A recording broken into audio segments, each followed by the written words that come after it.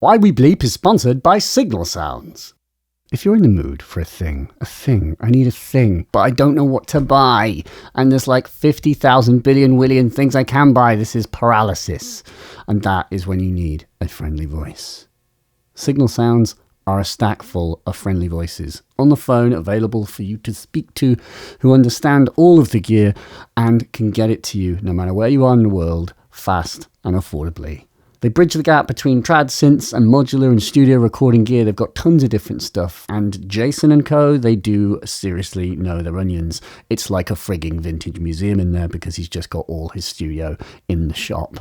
But somehow they managed to shoehorn an absolute metric hecton of stock. And actually they've got loads of really interesting things. Stuff from bands like Bubble Sound, who make the micro LFO, which old school muff wiggler. Micro LFO's like a baby AFG. Everton Technologies, who make the RF Nomad. That's a shortwave radio that you can control with CV, don't worry about it. And then other brands, Livestock Electronics, Ritual Electronics, Transient Modules, Kapow, Happy Nerding, Polyend, and Mannequins.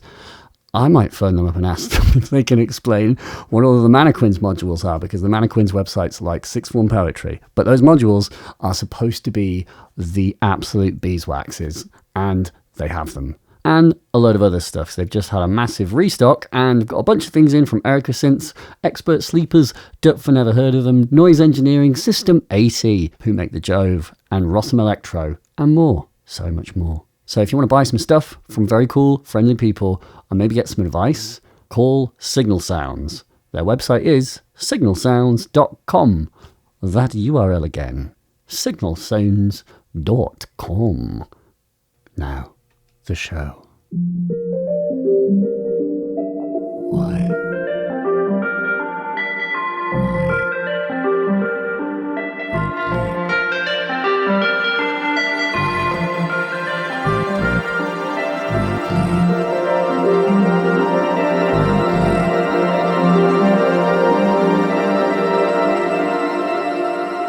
Hi. Welcome.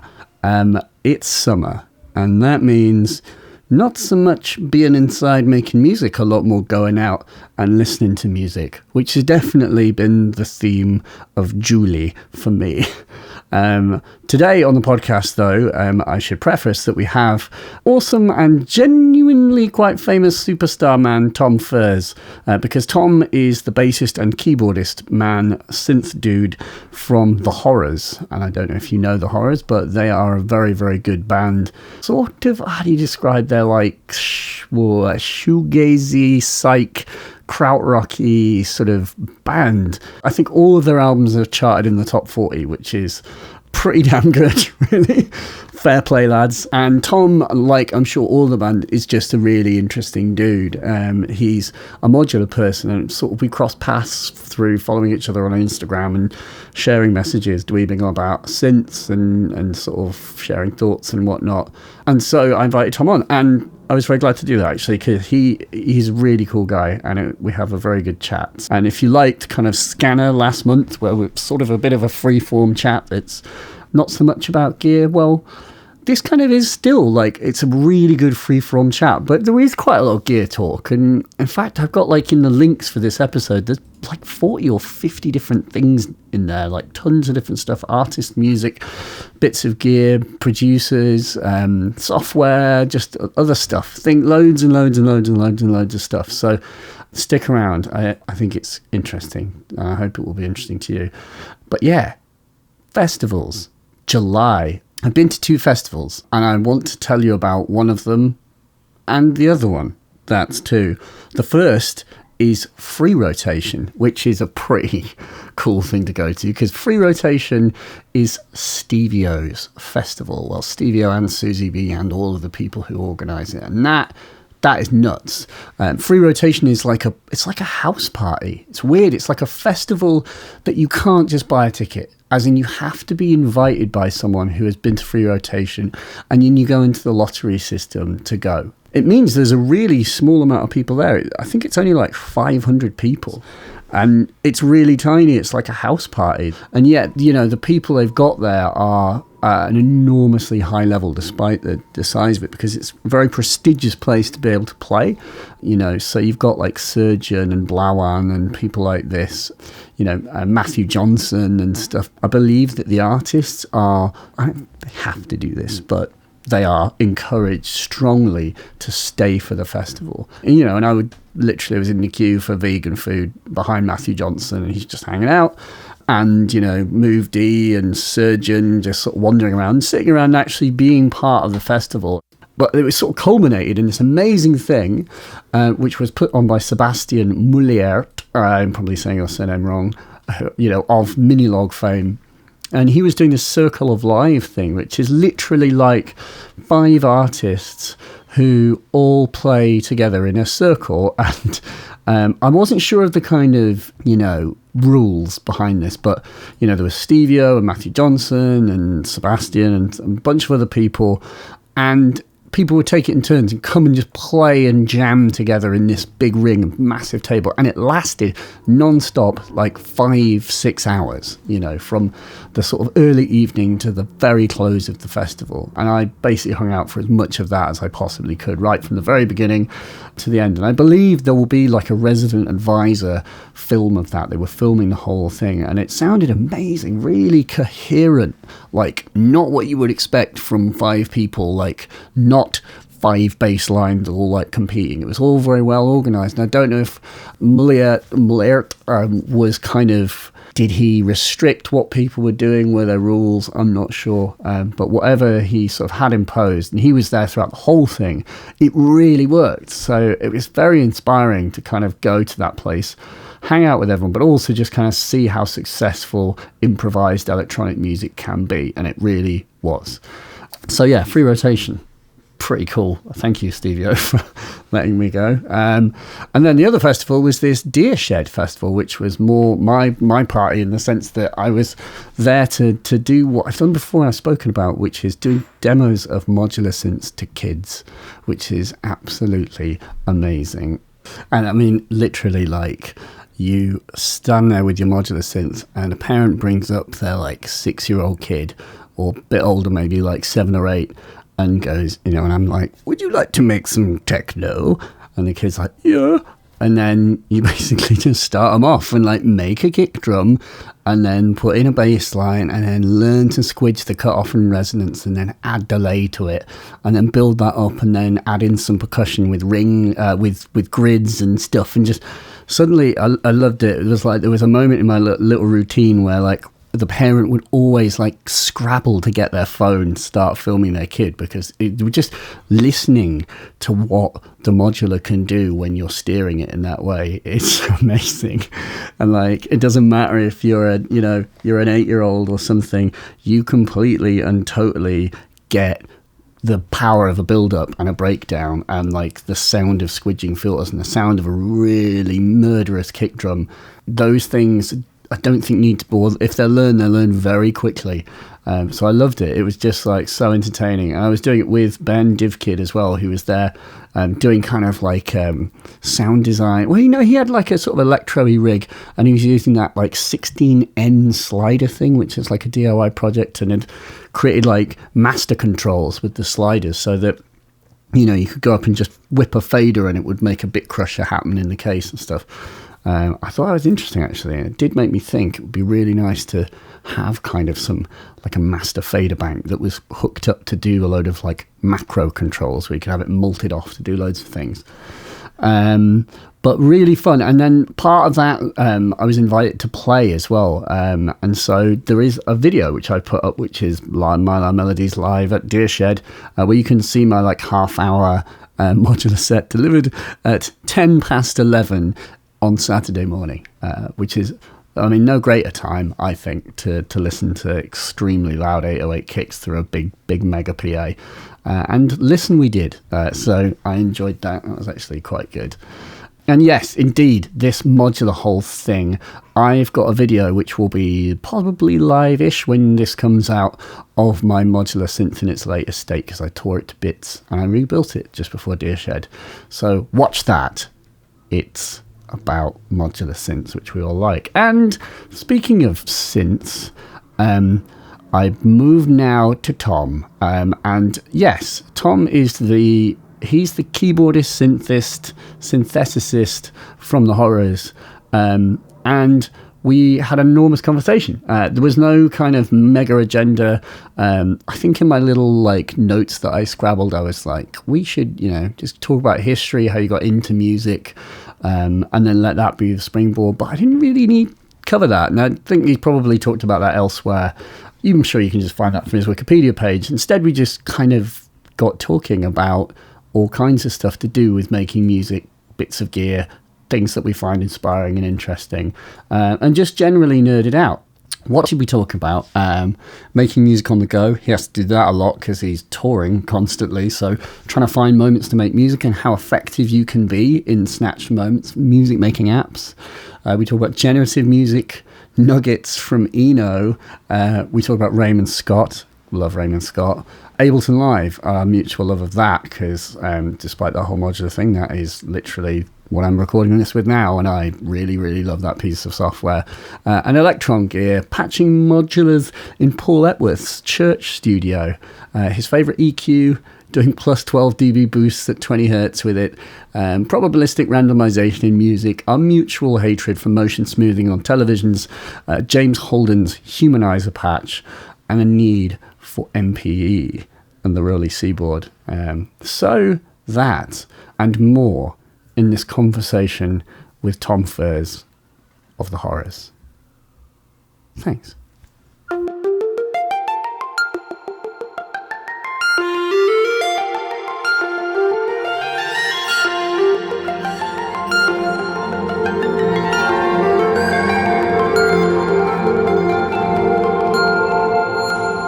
The thing about going to play festivals and stuff is you have an awful lot of, the work, the actual work to time ratio is ridiculous. You play for 1 hour. Because you play for 1 hour, 1 hour and you've spent like 2 days traveling, or it can be or more, or whatever it is. So there is a lot of just like sitting around. Yeah.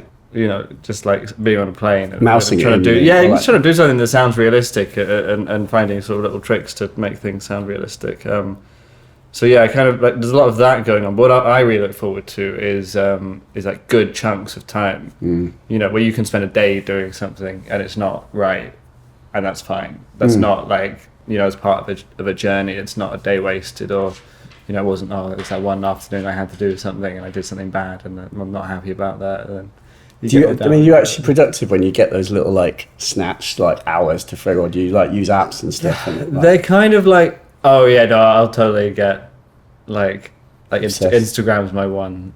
That's the app. That's like my kryptonite. Yeah. I was thinking of music making apps, but okay, yeah. Oh yeah, no, sorry, apps, yeah. Well, there are no time for music apps. Distraction It's just Instagram. Is the worst. You're a big proponent of stories. I see. Which I love. I do. It's not. I know. I'm like really aware that it's not a sort of healthy thing to kind of be like get so involved on. But then it's like, but it's work. Because it's self-promotion. Yeah, but it's also like brand building. It's like the absolute worst way to start your day is to spend the first 15-20 minutes of it just scrolling through an endless sea of photographs of people having a wonderful time. Yeah. Despite the fact that my life is fine. Yeah, and also your photos look like you're having a wonderful time. It's always like a beach or something. Today's studio is like, this is my life. I'm actually in hell. And I mean, this is not helping. I just want to be in her. We're currently. Oh yeah. I know. I perfectly normal. That's the thing. You there's all these people talk about all the negative effects, and if you just kind of pause to actually just take stock and just be like, everything's cool. It's actually nice. Everything's actually really nice. Yeah. But as far as music making apps go, I quite like Gadget. Yeah. I like the Korgon Gadget is really good. I think it sounds really good, and it's like Ableton enough that I kind of find it quite easy to use. But what sort of stuff do you write in it though? Is it like, do you write gadgety? Do you know what I mean? Is there a gadget? Well, I say that because like obviously the interface has an influence, and like if I've got like the modular and what I'm doing is just jamming in weird sounding stuff off the modular, and then just taking like a bar out of that, obviously that's going to lead to a different type of music than when someone gives me like a piano roll, so I can actually precisely draw everything in. I go, well, I'll make something that sounds like. And you do it with your fingers as well. Yeah, like you which kind makes it even be quite precise. easier. I don't play in with the little thing. I've got like the iPhone 6, so it's reasonably large screen, but I will just. I still can't get my head around the keyboard. Actually, the keyboard does my head in. Yeah, I have done that, where because the keyboard quantizes to a scale, doesn't it? So you can just sort of like squiggle it and make a little like. That's why I can never figure out what rad solo note it's supposed to be or not. Like I've got, I'm alright at playing a keyboard now, so I kind of like it to look like a keyboard. That's the thing. It's got all of those. It doesn't really look like a keyboard most of the time. It's got hacks, so it's all to a scale, which is what. I need that. Yeah. No, I like that one. But and I don't think any of it's really. I don't really think any of it's actually sort of made it onto a track or anything like that. It's like those pocket operators. Those Teenage Engineering books. They're just like fun as they are. Yeah, they're great, and I think I've done one track with one, and I occasionally use a sound. Just happen to come across a sound, and I'm like, that would be quite good on that track. But as far as like building patterns and then turning that into like proper music, or not proper music, a horror but stream, hey guys, I've got a little beat here. Yeah, they wouldn't care where it came from as long as it sounded cool. But like for some reason, it's like that it just doesn't seem to carry across, and it's for most parts the same with doing stuff on tour as well. It's like come up with you can come up with like 2 or 3 ideas a day, but unless I think it is often to do with your environment as well, and you're not in a kind of like comfortable environment. You tend to be in some clinical hotel room somewhere, or in a noisy backstage area, or if you're in festivals, like you might be stuck in a porta cabin for a few hours, and it's only when I kind of get back home and I'm like in my space, there's something in your brain which kind of switches off or something. I don't know what it is. All the tools you need to actually craft. I mean, especially on something like a pocket operator, you can't really make a song per se. You can make like the one germ of a track. Yeah, you got to kind of make a few patterns, but like you're not building it up into a massive arrangement, which you could then give to the band and be like, no, you can't really do that. On Ableton, I've been using Ableton for like over a decade now, so that's just an extension of myself. Yeah, I'm the same. But I'm getting to the point where I'm like I'm away too much to not I've just got to make this work. So you've got a laptop, presumably you can still just like an interface, and you can actually just print stuff. Well, I have I use a lot of Electron stuff. I used to use an aux track and analog keys, but I just use analog keys now. But that you can actually it's one USB cable. They're a great company. They're one of the best. In terms of just like actually been really innovative. Their sequence, that kind of parameter locking thing is now that's like industry standard almost now. If you feel a new box or drum machine or whatever doesn't have like sequenceable parameters, then it's old fashioned. It is noted. You know what I mean? It's totally true.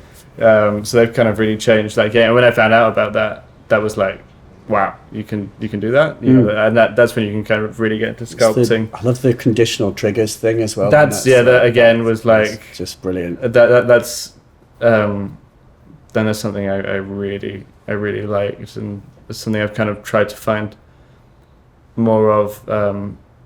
Just find other ways of doing that. There's a few ways of doing it. I'm going to give away a little.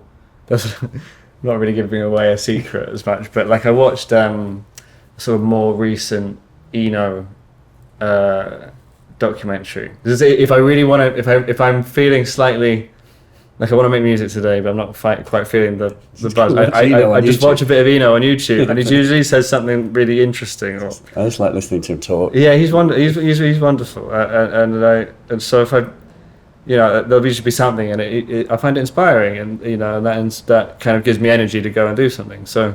What are the gems going? Well, this was a new one. This was a more recent one because a lot of them are quite old, and it was him talking through all the scripts that he's made in Logic to do with probability and chance, and I thought that's really good. That's clever, and he was, obviously the guy who was it was like for the one shot or something, not. it wasn't for something particularly. It wasn't something like this. So it's dumbed down, basically. Yeah, what you're saying. yeah. It's The presenter oversimplified, was but- like, "You're a wizard," Yeah, and I was like, "You're not a wizard. You're just using maths Yeah. in music, you know." And like we've already seen this in some areas, and I was like, "I bet you can build that in Max. I should build it in Max." And I don't really know how to use Max, and I was like, "This would be a really good excuse for me to learn how to you've do got something Max," to because he's do, just talking. yeah. It's you know, some of it's as easy as percentages, some of it is just like, you know, you got a 40% chance of playing an F instead of a C, or whatever. You know, you can set up all these rules, and so I was gonna do it, and then I just did a quick Google search, and so it turns out someone else at Isotonic, who make all Novations editors and stuff like that. They make loads of great Mac stuff. But anyway, someone had seen that same YouTube video And just done it. had the exact same idea and just made it and was selling the plugin sort of suite for like 20 quid. Well, 25 quid or something like that. So what did it do? What is the technique? It's just a series of plugins that, so yeah, like I said, it's a probability one, just like you get on the, you know, on the Electron. So, you know, It's like amount of 90% of the probability that- notes and the note will play on Yeah. this MIDI loop. And some of them you can set up alternative notes, or just random notes, you know, you can, it will start throwing in there, or, you know, kind of like probabilistic sequence or LFO runs. So like, you know, you can sort of put an envelope on a parameter and then put probability on that envelope actually Occurring. yeah. So it's stuff like that, and it just can bring life to, you know, if you you can put the same note every quarter note and it will become an ever-changing, ever-evolving thing, and I kind of, so that I'm always looking for, because I really like that interaction, and you know, between man and this and the machines that we make music on, because I you know, when one of the problems with electronic music is that you, for a long time, had to do absolutely everything. If you wanted something to happen, you had to tell it exactly what to do, and that's great. A lot of people made a lot of really great music that way, but the great thing about playing with other people is that they do stuff that you don't think of, and you know, and that's kind of what you get a little bit more of. I've never really thought about it in that way, that it's like analogous to playing in a band. Kind of. It's just like it's just like something else feeding, you know, you something. And to be honest with you, it rarely forms the backbone of a track, or give you like, you know, it's The not whole idea. 100% musical. It's not, you know, so some of it's not always going to sound right, but it'll do something a lot of the time that is interesting. And when you find those interesting moments, you know, you can then kind of work off those. And the exact same things happen when you're playing in a room with people. Someone will just do something, and everyone's like, "That was cool. Great. Yeah, do that. Let's do that. Yeah. We'll do it every time." Or, you know. Yeah. And so sometimes I'll take all the probability stuff off. You know, once an idea is kind of like, it starts doing something interesting, and you're like, "Oh, that bit was really good," and then I'll just make it like that. Yeah. So yeah, as soon as Electron started introducing that stuff into their synths, I was all for it, and I'm really interested in the Eloquencer, which is just built. It's a sequencer just built for that. It does. Yeah, I've never like when I got a demo of that, the man demoing it, who's the guy who invented it, didn't have any power on his stand, so he was like, "I cannot show you." Where's he from? He's Greek, I think. Is he Greek? I believe so. Unless I've probably got that wrong. But he's yeah, that was my Greek accent. Yeah, it's pretty great, mate. But he was just like, poor dude had to just explain what it was, and I didn't fully understand what you can randomize or parameterize on that. I think thing, it's why it's exciting. pretty much anything. I think you can tell it. You can give it alternate notes. You can do, you know, the note will play or won't play. And you know, just those two things are incredibly powerful if you just sort of deploy them in the right way. And it's you know, so that I was really interested in, and Marvels was a good one for that, and a lot of, so you started kind of getting into like how you can introduce unpredictability and randomness into something that up to that point in my life had been very sterile. Yeah. And it always been about like ultimate control, ultimate ultimate finesse. Well, that's why you got into modular, because you're like, I can determine every aspect of the sound that comes out. Kind of. I think I got into modular because it looked cool. I'll be honest. I think that I think initial cause for a great I melody. thought. Do you know what the actual reason was? I kind of forgot about this till the other day. It was that I was really into the Radiophonic Workshop and Raymond Scott. Yeah. These were I was before I kind of got into techno or like, you know, like I like the craft work, but I think before all of that, before like I like dance music and kind of the wider world of electronic music, I would hear strange sounds on old records and think that was really cool. And then I found out about Raymond Scott, and I saw all his, you know, all the kind of machines that he'd designed and Soothing Sounds for Baby and the that's the one. The Manhattan Research was the one, but that kind of like really brought him back into the spotlight of you know, being a really innovative a sort of pioneering musician with like some really great ideas. Everything he had looked like a sequencer, and so I think analog sequencers were like my first, you know, that was like the first step into having something that you're then patching into something else. The circular ones. That's the thing about. Yeah. Have you seen people try to build the circle sequencer with LEDs and lights? You know, it's like nuts. So it worked on the principle that like there was a little rotating arm with a light sensor, and then there's like 16 lights, and depending on the brightness of the light, like a Vactrol, you could determine how high the voltage was, and therefore what pitch the note was. You know, I haven't seen that. Yeah, that's his like this Raymond Scott circle sequence. This was one of his inventions. Things. And he had a bongo, like an infinite bongo machine, or infinite bongo player. Brilliant. Who would constantly, you know, it was said, I think something like what we're talking about. You know, he just had something that would come up with. Oh, it would come up with rhythms. Yeah. It was like it's an independent thing. You know, I don't program it. Has anyone done any kind of studies of the instruments? I know there was his. Was it the Electronium? I think that was one of his things, and I think Mark Mothersbaugh. Yeah, he like restored one that's. Like, I don't know if he restored. Oh, is it not? I think working. Well, we had a weird time once when one of Devo came to see us in LA, and like our tour manager came down and was like, "One of Devo's here. He wants to come and say hello." We're like, "Let him in. Show him this." We're like, "Oh, okay." And I can't remember which one it was, but he had red hair. He didn't have the little hat on. They didn't have a hat on. He had a sort of blue shark skin suit, and he looked the part. He looked like he was and I said, "Have you guys got Raymond Scott's Electronium?" And he kind of looked at me like, "That's Mark's." Oh, you know, Mark doesn't let us touch that. It doesn't work.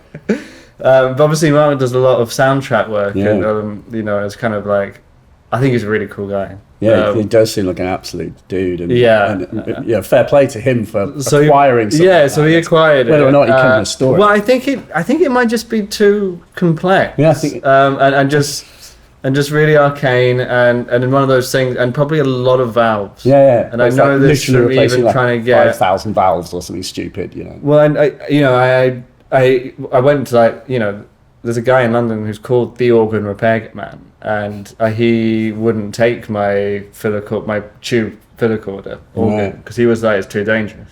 What? I think he really, I really meant was like, I can't be asked to go and change the 200 tubes that are in your organ. But he also was like, it is dangerous, you know, because you just, I think it's just not, it's not integrated circuits, it's, you know, it's not even solid state, it's like... There's a lot of meaty amps just hanging out. Yeah, exactly, I think, you know, the parts are hard to source, and, you know, Mark Mothersbaugh is trying to get the idea out, rather than like battling with what's now like 70-year-old technology. Isn't it like a Sonic Couture like sample set of these things now? Might as well just get they should do one. I would buy it. Yeah. They do the Nova chord. That's it. That's the Hammond Nova chord. Which is a really interesting synth in itself. What is it? It's sort of it's square wavy sounding. It's just quite tubes have this like kind of buzzy kind of raw sound. I think that's what people say organic a lot, and I don't think that's an unfair way of putting it. But it's quite an aggressive sound actually compared to, like just what you get out of a sort of solid state oscillator. Like a sweet high sound. It's like a fuzzy. It's fuzzy. Definitely is fuzzy. I think a lot of harmonics. But I haven't had a huge amount of experience. I mean, my organ didn't work particularly well. But I knew from what it sounded like that it definitely had a sound that it sounded a little bit like the Nova Chord. Yeah. I bought that sample. I think from yonks ago when it came out. But it reminded me of that. It had sort of similar characteristic. The ultimate thing that I wish they would sample is, have you heard of the Great Stalag Pipe Organ, which was like it's in a cave complex in America called Luray Caverns, and is literally an organ made out of like rubber mallets hitting stalagmites and stalactites. Oh wow! And so, because when you strike them, they're hollow, I think, and then they make a tone. Basically, like they resonate. Like anybody will resonate if it's like struck. Yeah. And basically, there's some guy who discovered that there were enough stalagmites and tights to cover an entire concert pitch in roughly the right pitch. Yeah. And so then built a keyboard which was just connected to like little solenoids, which would then strike them in the cave, and then so you could play the thing and.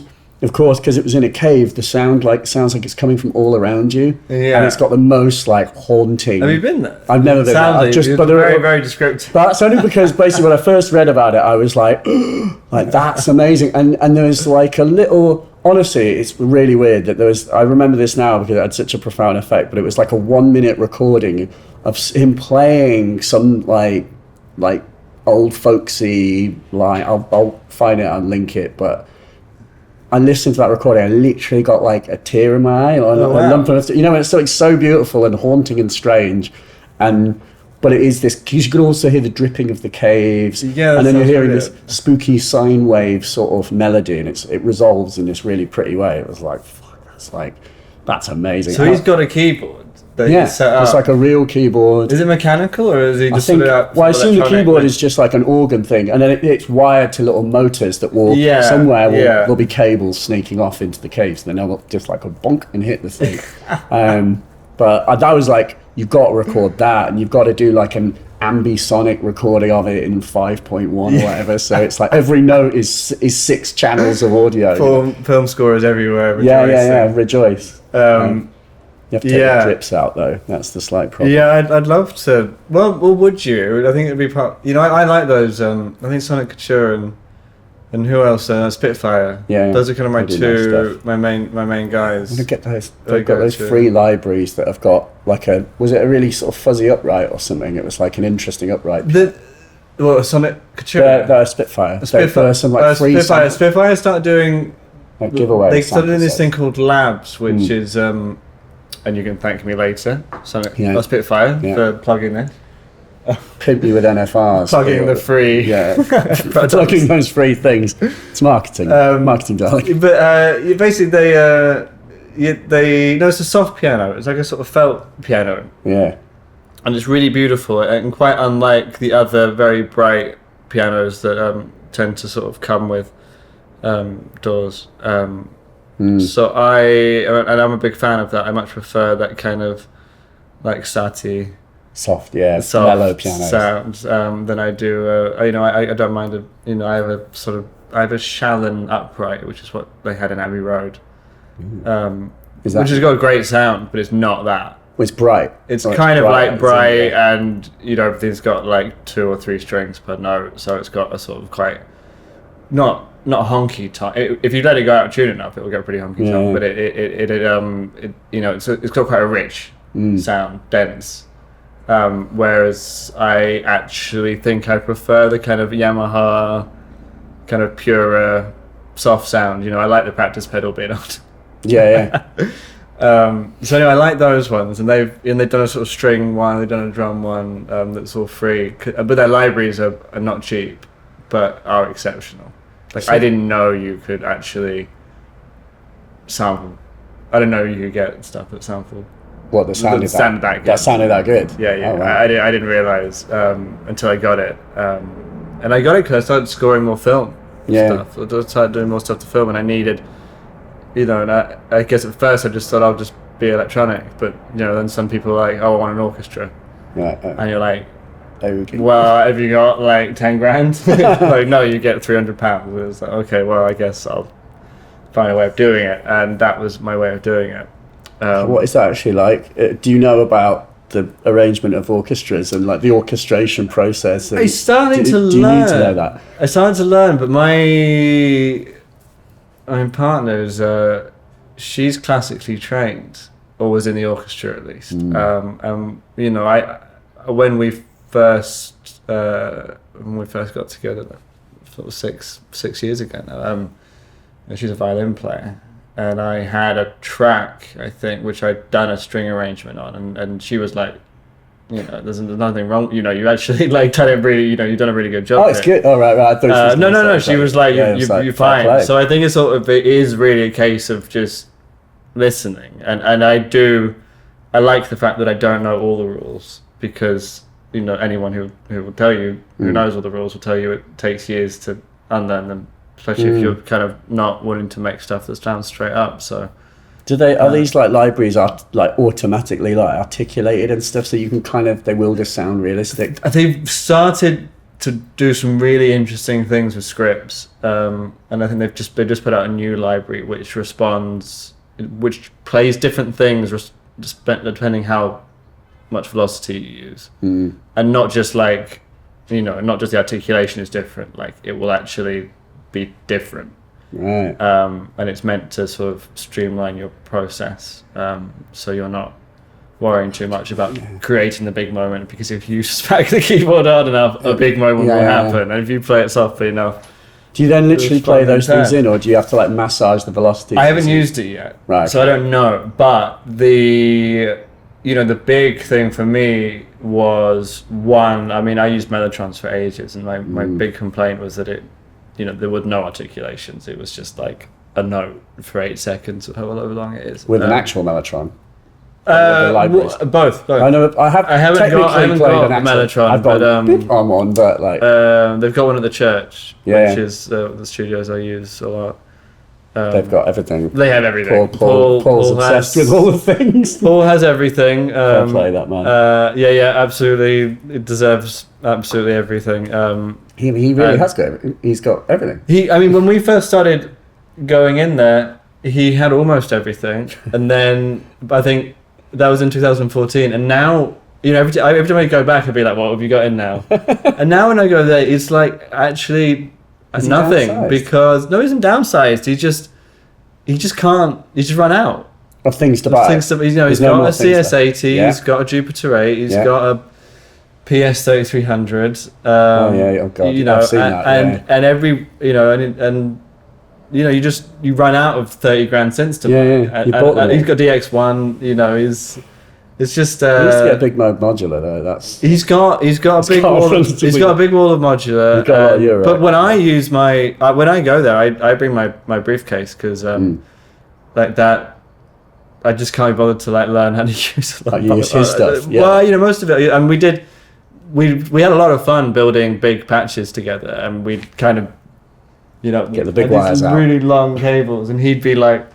Kind of coming underneath my arm as I was like trying to do something here, and that was really great to kind of meet someone who was competent in that world as well. But it actually turns out he was kind of he was like, oh, you actually know what you're doing. He loves to play and explore it. And he was like I don't know where I'm going, but you do, and he kind of really he got really into that as the kind of, it was almost like a fallback thing when something wasn't happening in the studio. He'd be like, just get on the modular, Tom, and just do something. Just come up with something. You probably got some idea. And there usually was some concept that I can't remember which track it was, but I can't remember if I made it onto the record or not, but I came in one day and I was like, I had some idea for getting some like Euclidean sequences going, and then sending some to a vocoder, and putting some chords in there, so you kind of get some sort of nice but sort of living percussive chord progression. And he was just having his breakfast, and he was like He was like, did you just think on that on the way here? I was like, yeah, I was just thinking about it on the bus. He's like, I love you. Just go and do it. Go and do it while I'm having my breakfast. Or his lunch, whatever it was.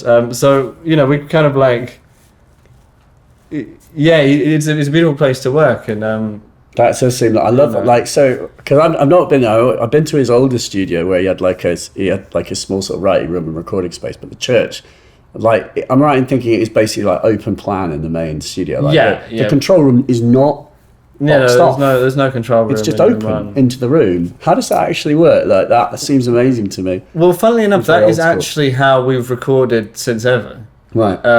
And we occasionally would go when Horace was recording our first album. There was the pool, which is in Elephant and Castle, which was the same deal. We were there with Ben Hillier, and that was just a big room with loads of stuff in it. And no control room, and it's great. You just, you know, there's no, everyone's hanging out, and it's very free. And if you want, that's when I first got into synthesizers, because it was MS-20, like seeing that, I was like, that looks cool, and you know, started messing around with it. Obviously, that's a really kind of like interesting sounding synth. Yeah. So immediately, I just felt like I need to get one of these, and that was the start of that whole journey. But in terms of, you know, a studio without a control room, I think it's really great, and it's you know, you don't get to listen as people are playing, so you usually have to, you know, there's always playbacks and stuff, but they've got like a good headphone monitoring thing in there. Yeah, you can.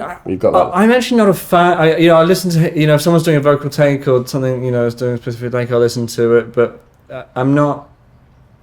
I actually don't. I think most headphones aren't really. You know, when most studios buy headphones, they have to buy 20 pairs of them. So they don't go for ones that cost the good ones. £300-400 quid. They go for like, you know, they don't go for the best ones. You get the alto ones. You get the best monitors though. So, you know, I'll just be like, that's handy cool. Let's listen back to it really fucking loud. But that's also been another Paul trait. It's like when he plays back loud. Oh my God, Matt Wiggins, who's a wonderful chap, but he makes the album, but he engineered it as well, and he had earplugs in for most of the day, because he's just like, I can't sit here for 8-9 hours a day just like right in front of the He does monitor loud, and I do. He's not unique in that, I'm sure. Like, oh no, I know a lot of folks. I do as well. Yeah, always have. I try and mix quietly. Yeah. Because just of that proximity effect you don't quite get the depth when everything's really loud. It lulls you into a false sense of sort of power and. Yeah, exactly. Everything's up front. Yeah. When everything's really loud, but when things are a bit quieter, you kind of have to watch that depth a little bit more. But yeah, so you know, when we had our own studio in Dalston, we had that for like 4 or 5 years or something like that. That was kind of based on that same principle of like not having a control room and just having a big room, and we kind of ended up taking on another room as well. So we had like a live room, and then a sort of storage and room, and I had a sort of an area that was all synths, and then sort of Josh, like throne zone. Yeah, I had my little zone, and I loved it, and I lived around the corner as well, so I was just in there all the time. You know, I was in there pretty much every day.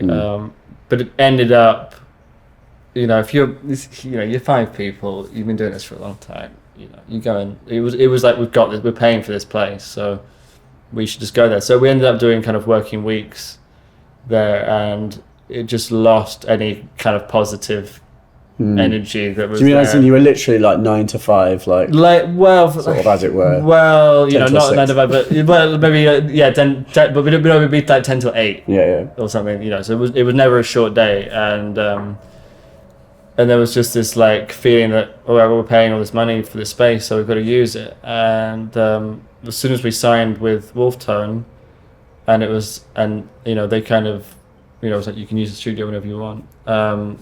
It was their studio. Yeah, because Wolftone it's not. There's an arrangement. It's not, Wolftone doesn't own the church studio. That's Paul's thing, and then, you know, Wolftone's his label as well. But you know, it's obviously with a lot of freedom. It's very casual, but the technicalities of it are that you get to use their space. That we get to use. No longer need to own. Yeah, so we don't need to like be paying out for this studio space, which you know, to like, I was the only one that got sent these emails, but every time we paid rent, they would put the sum total of all the rent we'd ever paid That's a really at the bottom figure. of the bill.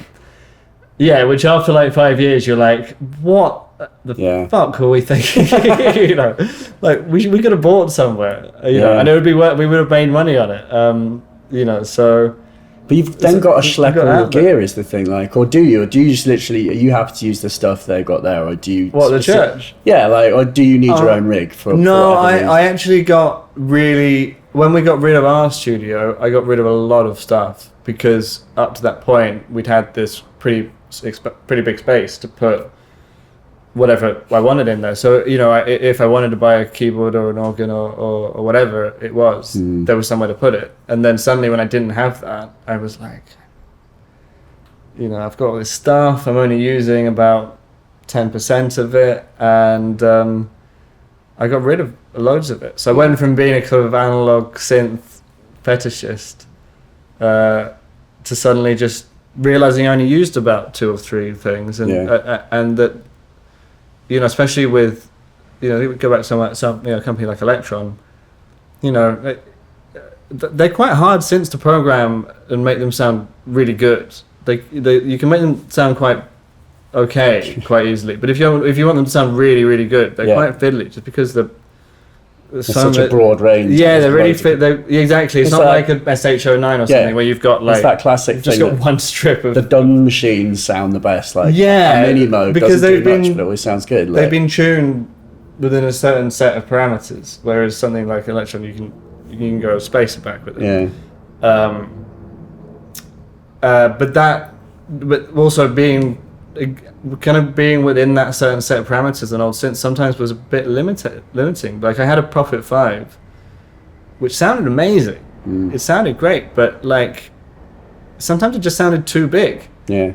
And it was like, I kind of want a high pass filter on this thing, but it hasn't got a high pass filter. And I can EQ it. The Rolands did.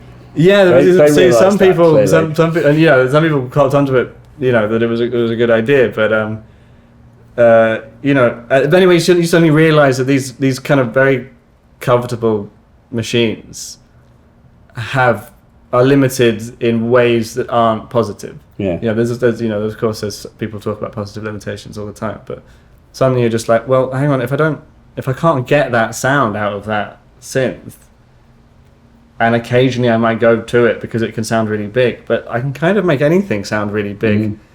You know, if you just try and actually, detune it. Yeah, you just got to find some way of doing it. So basically, I just realized that I had all this stuff and I needed to downsize, and I did seriously downsize. And even having moved to Margate and set up my little studio there, you know, I still have a lot of stuff in bubble wrap, and that's kind of a sign to me that, like, if you still got that stuff in bubble wrap, you probably don't need it. It's that I totally recognize the flip side of just like that like desire to just build a little nest. It's the nest building aspect of possessing studio gear that is so alluring. Yeah, it's the dream. Yeah, no, I have like, I still have dream. You know, I still totally fetishize and desire and cover stuff. Like I'd really like some Neve preamps now. Yeah, because I've come to realize what a great asset that is when you're recording. Just get the like UAD card or whatever, you know. Just well, I've got the Kush plugins, you know, which actually do a great job of. They do that thing. Probably not as well. What is that thing like? I often will put the Neve 1073 on. I've got like the UAD Apollo or the Apollo, but you know, I do it because I know I should. And like, I like, you know, I do like the EQ and stuff, but do you know what I mean? What is that? What aspect? What do you do? Do you drive them really hard? Or? You don't even have to drive them really hard. They seem to give the sound a presence and a fullness that it didn't have before. Right. That it is kind of that simple. A thickener. Yeah, it's a transformer. It just does something nice to this. It does something really good to sound. And I was watching that Sound City documentary the other day, which has a good whole chunk on Neve and the desk they had in there. And it does have Rupert Neve. He was obviously quite an old man. He's a super old boy. He's sort of sitting there being like, if you just put the right combination of metals in the right configuration, three, you got a very sweet sound. And he's British as well, isn't he? Yeah, so I'm playing an American accent. He's wearing a kind of a bolo tie or whatever, nice. kind of like lace tie. So he's got the kind of look of a Texas oil baron. Looks like Colonel Sanders or something. Yeah, but he he just obviously got onto a very good thing. So that's the kind of thing I like now. I'm like, I can do a lot with what I've got. How do I make it sound better? And that's pretty much, that's the mission now, is to just get things sounding better. Because James Holden, I think I don't know if this is still the case, but he has he has like a Prophet 600.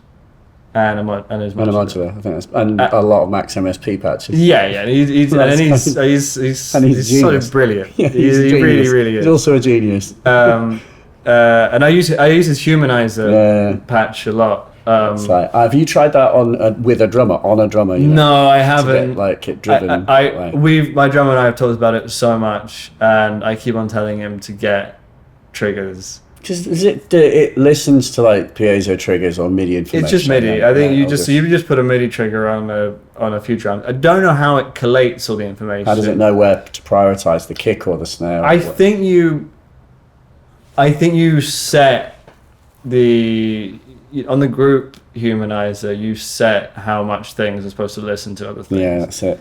Yeah, and so I'm fairly sure that's how it would work. But I don't know. I've never done it. But it again was a way of making what I was doing more human and more alive and a little less.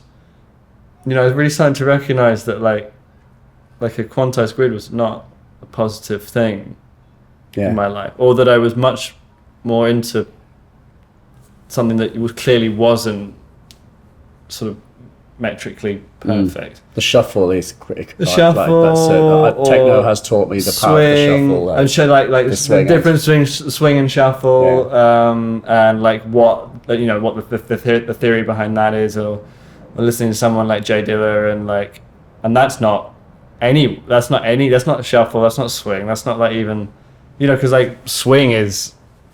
It's like shifting every second note. It's So shifting it back. And that happens uniformly across the pattern, whereas like especially Dilla, it's like he wasn't doing that at all. He was just doing his thing, He's just shifting every note by. Well, I think he was just moving things around and playing a lot, but I think he definitely was moving things around. I don't believe for a second that everything was played in.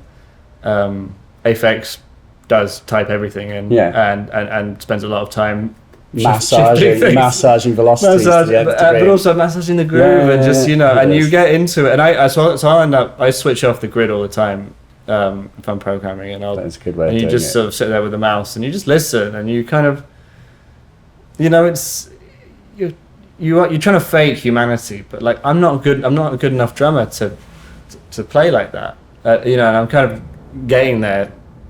Like on pads, just trying to get that groove. But essentially you can do it just by moving notes around very, very, very small amounts. And we had Tom from Chemical Brothers come down for a few sessions when we were recording the last Horrors album, and I did ask him. I was like, why do your beats sound so good? Like, what are you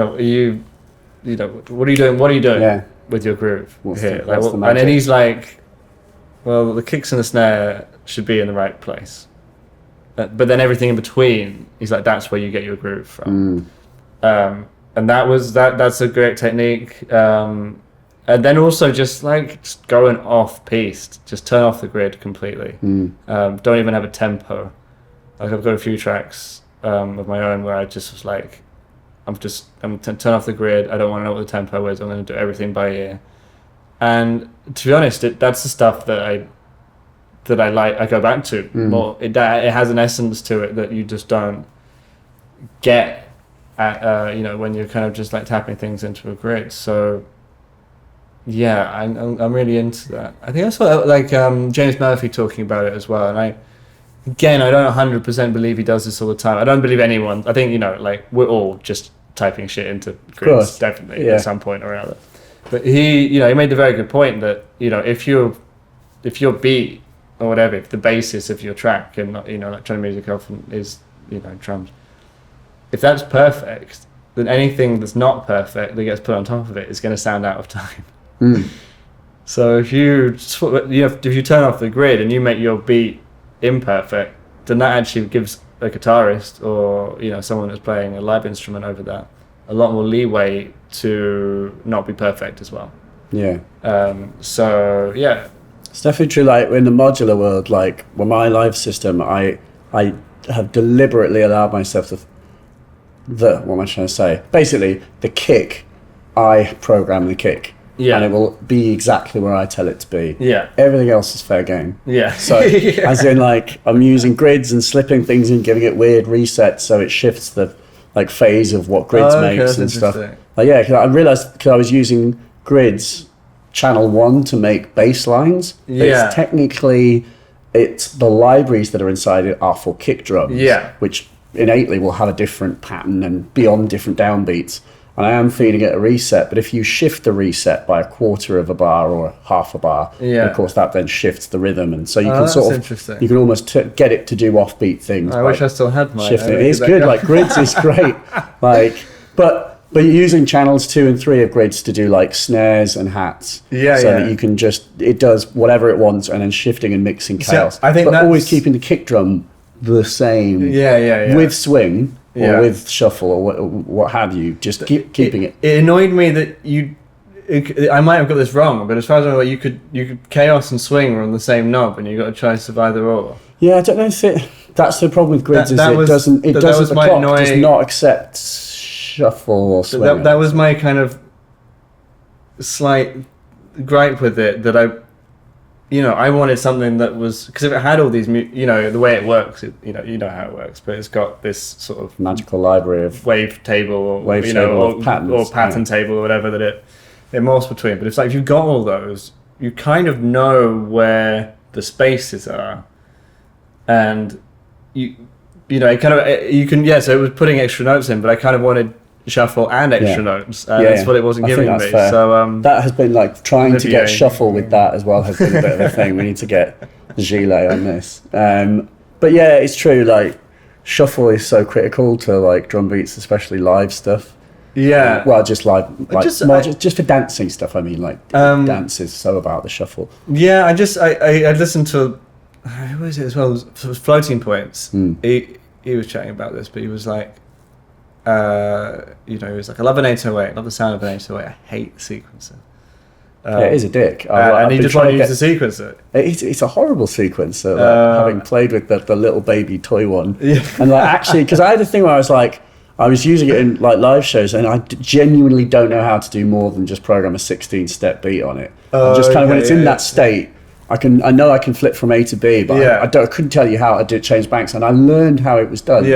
I'm like, what? Like what? They didn't bother to update the. They didn't give it a kind of easy mode. But then I was like, it's cool, like historically to know how that is done and see how obviously it was like that because of the dumbness of the brains in 1981. That chips were not what they were like. Microprocessors necessarily.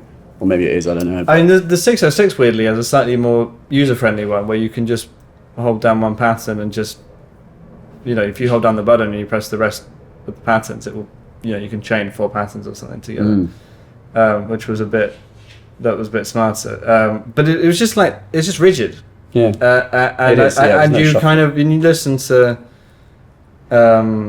especially a lot of 90s electronic music, it is very rigid.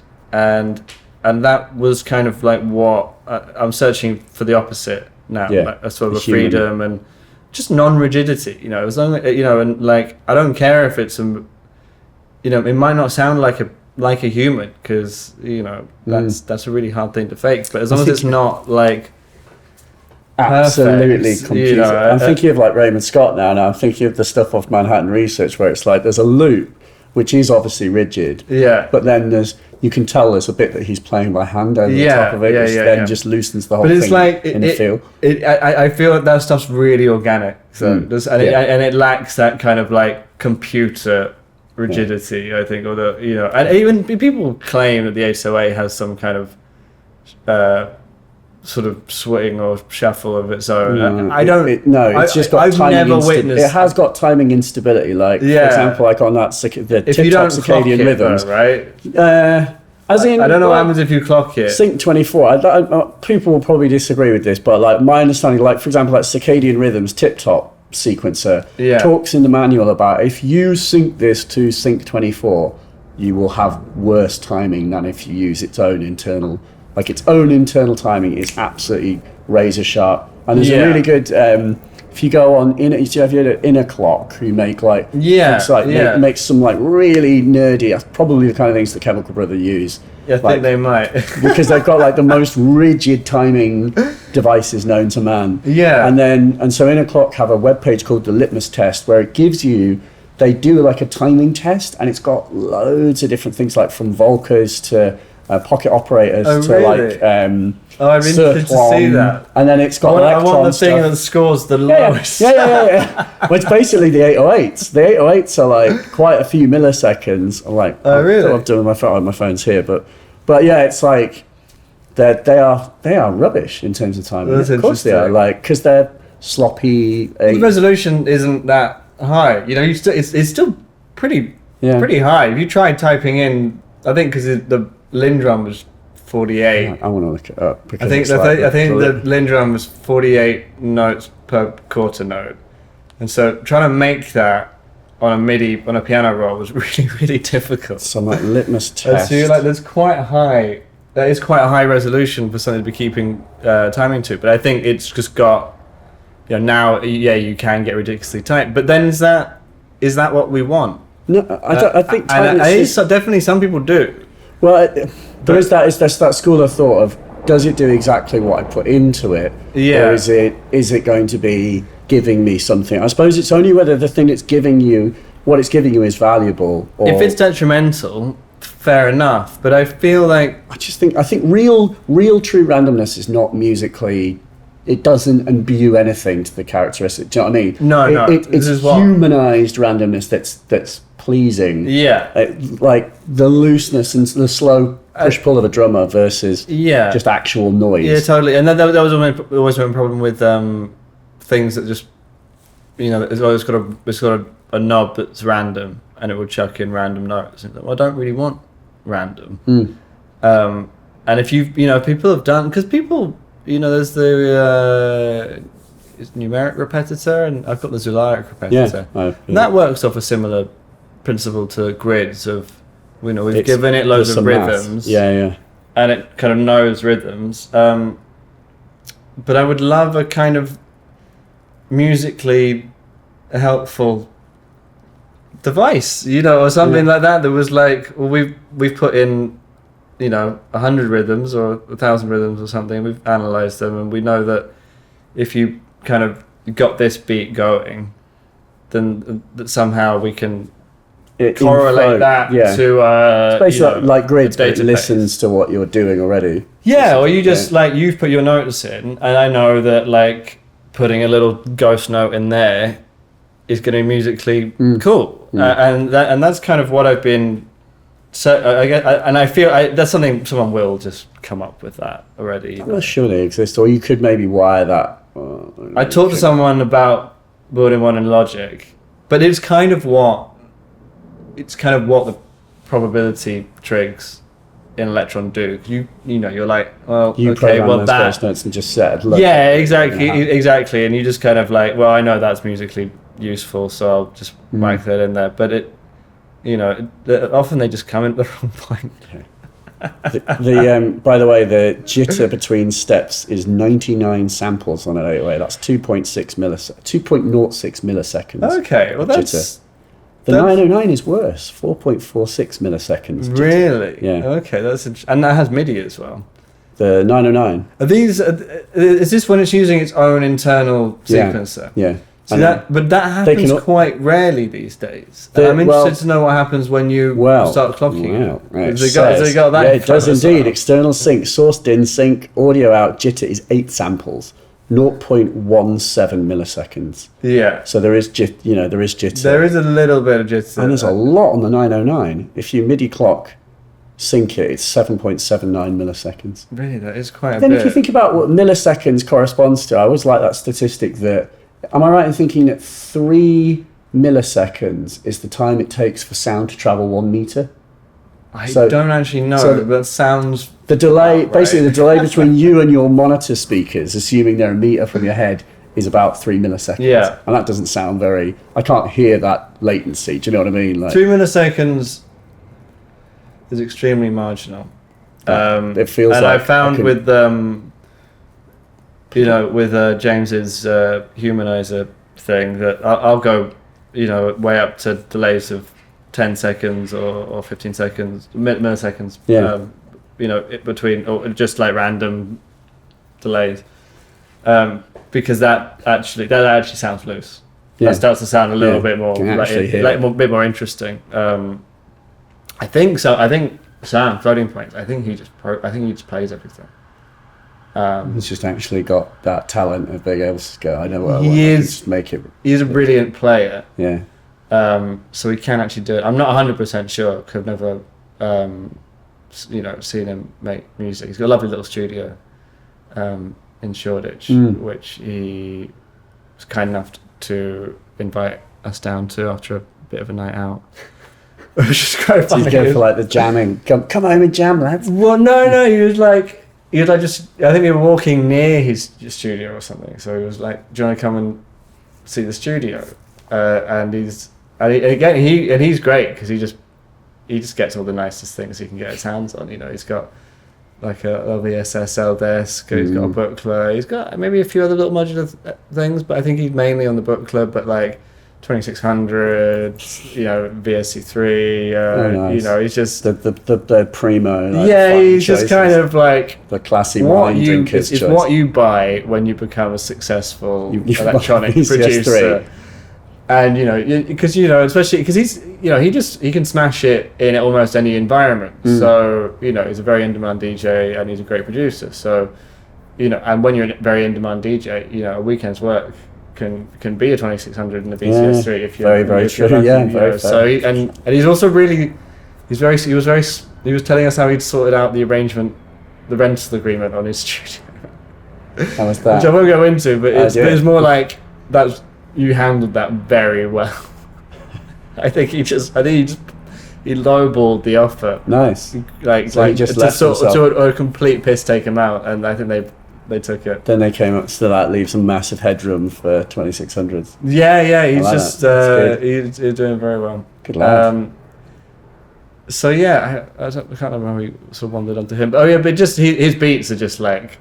Very, they've got wonderful kind of, and again, it's not shuffle, it's not swing, it's got its own kind of like, wonkiness to it.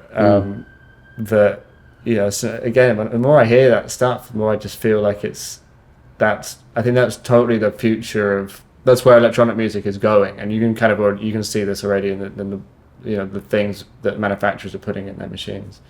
That I think that new Arturia drum machine has the drum brain impact. Does it have has a little random knob? Yeah, it has. I don't know. I've talked at length with the guys who developed that, and was like, I wish you would put in a kind of gridsy based thing where it's like I want something that just when I turn the dial, it almost just propagates like its own random rhythms into there, but you can almost see them. Like they could come in a different color, and you could sort of mix your rhythms with its rhythms. Yeah, that would be great. I'd love that. And it's the beautiful instrument stuff is open source. There's nothing to stop a manufacturer from taking the libraries and popping 3 knobs. It's true. And just gridsifying it. But yeah, I don't know. It's like, but yet when I tried the randomizer on that machine, it felt like it was doing stuff that was not truly random. Yeah. And I haven't spoken to them about what random is actually doing. And there's I would like more of that. So we can, that stuff's coming out. You can slip things off on that machine. You can hold a note, and you buy percent. I don't know what it is. It's plus minus 50. Yeah. You can slip things off the grid. Yeah. So you can. Same with the Electron. You can do the micro timing. J Dilla grooves on. Yeah.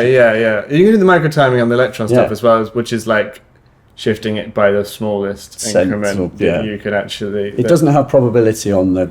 You can't say a probabilistic amount on a note, which is Arturia. Yeah, I know. They're missing a trick. Party.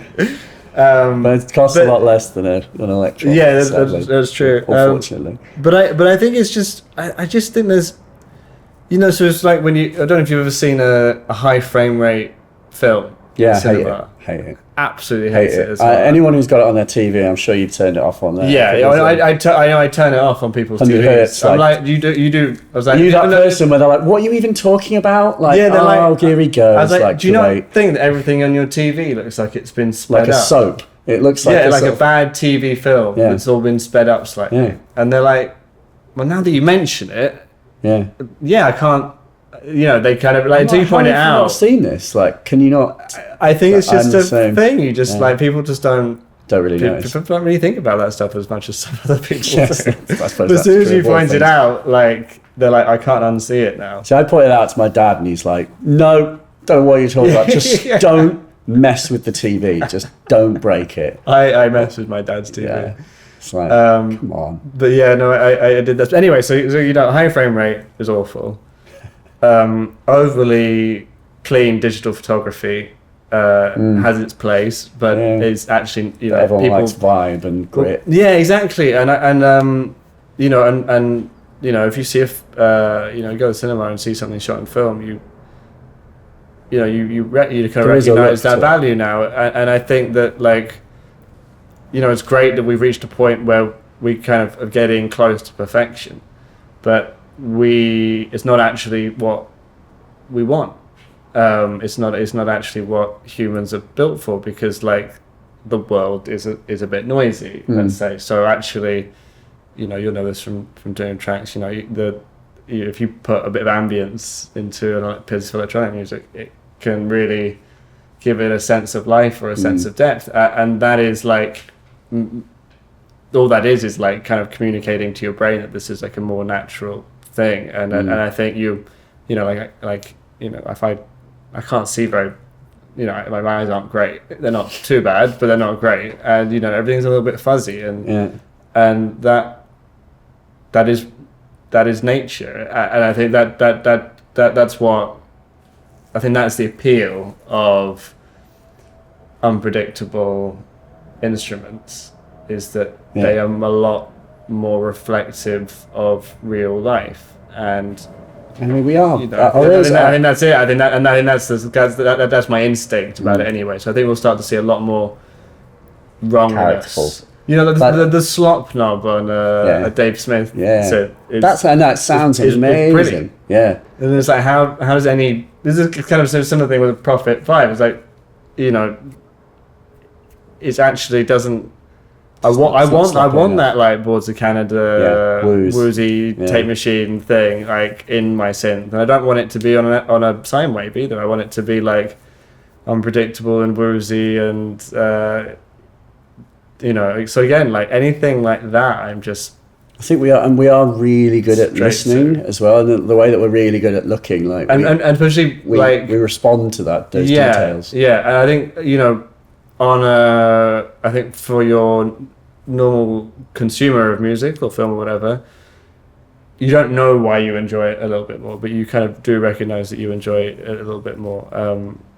But for I think for musicians or people who kind of make music, you get really good at just picking up that's a loop, and so for me that's boring. I mean, I remember I think now I think it's a kind of stroke of genius, but at the time thinking that they'd really missed a trick, that in Get Lucky, that song by that band Daft Punk, you might have heard it. Never heard of it. Don't know. They just took every part in that song is the same recording repeated multiple times. So the verses are the same, choruses are the same. It's not been played through. It's not been played through. They just found the best one, the best verse, and they were like, okay, well that's the verse, and we'll have 2 of them, and we'll have the choruses, and these are the best choruses, and they just, like Pharrell's really got a great voice on that track. He's got a beautiful singing voice, and I thought it was a shame that they'd kind of removed the human element from that somewhat. But actually, I kind of think that there's a kind of brutal pop aesthetic to that, which is like, well, that's what it's pop music. It doesn't need to be, if that's the best one, then let's just make it happen a few times. So, I'm kind of conflicted about that a little bit. But I love hearing a great singer or a great player of anything, just doing their thing. It's it's give them them like the platform to inject their own variance and difference, and if you then homogenize it, you're stripping them of some of that. I think so. And it's just funny that I was recording with a band the other day, and like the drummer was obviously really great drummer, but I know I'm going to have to go through and like tighten up what he was doing, not because what he was playing badly, just because like it's a pop record, and like it will be more successful and sound better, unfortunately, if I dehumanize him a little bit. Oh no! Despite the fact that he was a really good player. No. So this is, I guess, that there's a sort of balance to be struck there somewhere. Do you think like we're talking about like the fuzziness, like Boards of Canada-izing things, where it sounds like old tapes? Yeah. Do you reckon? I suddenly just had a thought, which is like, are the young people of today? Are they the ones? Will they feel? Because like, if you're like we're of a certain age, like if you're over 30, you still remember cassettes. Yeah. And like, but does an 18-year-old now know what a cassette is? And do they have? Is our love of those kinds of sounds born out of nostalgia for our own childhood, where we were familiar with that warm, fuzzy sound, VHS, the visual aesthetics of film and videotapes, and of cassettes, which the modern generation, or like kids who have they've just been born too late to experience that. Do they get the same feelings? Does it create a warm, fuzzy feeling? Is that innate to the sound, or is it tied with our own nostalgic past? I like to think that it is innate, just because it's a truer reflection of, life. So it's not necessarily about like it having the sound of a cassette or something. It's just about it not being perfect. Yeah. And I think a lot of like, there's so much wonderful music being made at the moment, and those. They kind of understand the. I think all it's got to take is someone to be like, "That sounds cool. How do you do that?" Yeah. And it's like, well, I bounced it to cassette, and they're like, "Oh, cool. All right." Or get on eBay, like plug-in. Buy a cassette player. Oh yeah, or buy. There's that. It's a great one I got the other day called Door Cassette, and it's been getting quite a lot of use because it just kind of does that thing. It's great. But I have a Nakamichi tape deck that I did an Electron sort of sound pack thing for them, that everything was bounced onto this Nakamichi cassette. Is it like a good one? I think they cost like $3,000 in 1980 or something like that. It's got VU meters. Yeah, it has. It's like this. It's a cassette player. It's like this big. It's got 2 VU meters. It's got like mic inputs. It's a really, I think at the time they were billed as being as high quality as a sort of quarter-inch cassette or a tape to a reel-to-reel tape. So is there? But then, does it give you any vibe? I mean, you can drive the mic pre's. It definitely, it hasn't been serviced in God knows how long. Only one channel works properly. Nice. or like the 2 channels have different sounds, so you can't record stereo stuff. You kind of have to like. I started. Try which one works, but it's got a vibe. It has a vibe. So otherwise, I wouldn't have spent like a week recording sounds through it. Goddamn thing. But it made drums sound great. It did lovely things to synths. But I think if you're talking about some of the wooziest music is definitely being made by kids or young people who never have gone anywhere near a tape deck. Which I don't know if you know who Steve Lacy is. No, that means he's a very young producer who makes everything on his phone. Amazing. And he's got a track on the last Kendrick Lamar album that he did on his phone because of that fact. Yeah, that one. And he's sort of part of the internet, which is a sort of collective, and but yeah, he has this like really woozy sound that is nothing to do with like cassettes or anything like that. It's just like the way it's the way he's playing, and he's like, he's found a chorus plugin or chorus sound on his iPhone that works well. So he's like, that's kind of cool. And and also on a kind of like more base level, I think like, there's a lot of weed being smoked around the world at the moment, and it's becoming very legal in a lot of places. I just come back from an American tour, and it was absolutely splendid. And I just, part of me just thinks like, you know what? The more that prevalence happens, of weed, the more, and that does, people who smoke weed make that music sounds different to people who don't smoke weed. That's very fair. That is a fact.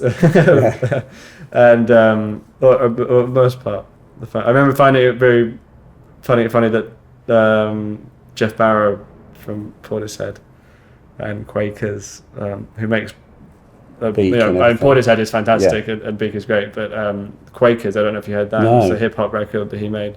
He just did loads of beats, and I have all the instrumentals somewhere, and I'm like, how do you not smoke loads of weed? It just sounds like weed music. It was just the best. It's just some of the best hip hop I've ever heard, and he's like West Country, just likes a cider. Drink cider. He just drinks cider and just that give you woozy beats too. Yeah, I guess apparently so. So yeah, I don't know if I don't think it's all nostalgia. I think it's just like it's like what I said earlier. We got to a point where we got so perfect.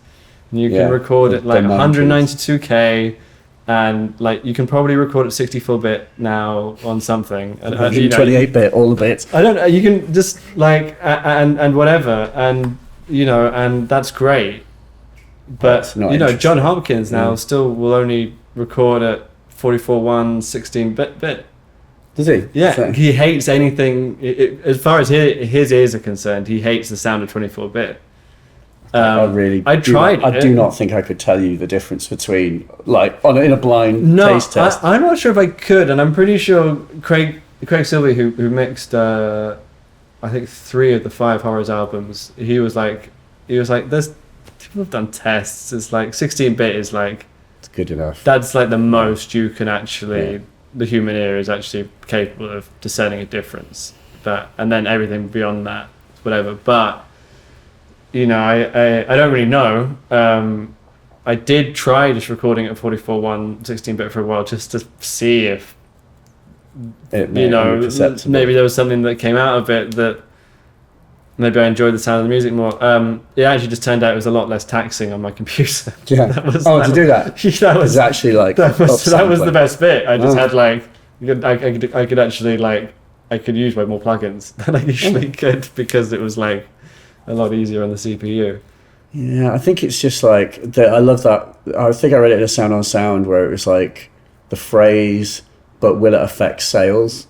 Does that 2 dB notch that you've been agonizing over for like the last 3 hours, will that make the difference between someone liking your song or not? It's like it can be applied across all aspects of equipment, technique, and I think every point of the sort of recording experience, that same not quite that same attitude, but the attitude that that it's not about all this technical stuff is great to know, but it's actually not about that. And it's like learning it, then having to unlearn it. And if you speak to the best mixers or the best, even Mandy Parnell, who's an amazing mastering engineer, she's absolute genius. I was fortunate to I'd like to speak to Mandy. Well, I was very fortunate. She mastered that last album, so amazing. I was very fortunate to sort of spend I thought it was going to be in there, I'll be there for 2 hours. Is it not a closed master? You can actually go and sit with her and Yeah, you can. I think we did I think I wasn't quite happy with the test pressing or something like that. So I went in and sat with her, and it was like a sort of 10-hour chat, and we had dinner together. And she lives in her her studio is in her house, and we were talking about sort of her process, and she was like, I'm not using like loads of limiters and EQs and compressors and stuff. Like it's about like capturing the emotion of it, and like, does it make it sound better, or does it make it feel better? And if it does, then that is a positive thing. But you can, if it doesn't make you feel, if it's not emotive, but you've ticked all the boxes, then it's not going to sell any records, because it's like it's not going to do anything for anyone. Even it is a good way to think about that process. Like, I'm trying to self-master stuff myself. It's I just got that API 2500 plugin, like the UA one, and that makes me feel a lot better when I put on things. I have to say, it really does. I'm like, that undeniably sounds more fun now. Yeah. I have I don't have much outboard, but I have a sort of Kush audio mix bus chain with two compressors chained to each other, and then there's like an EQ after brown. Those things, aren't they? Like they've got like a weird. I like to think gold,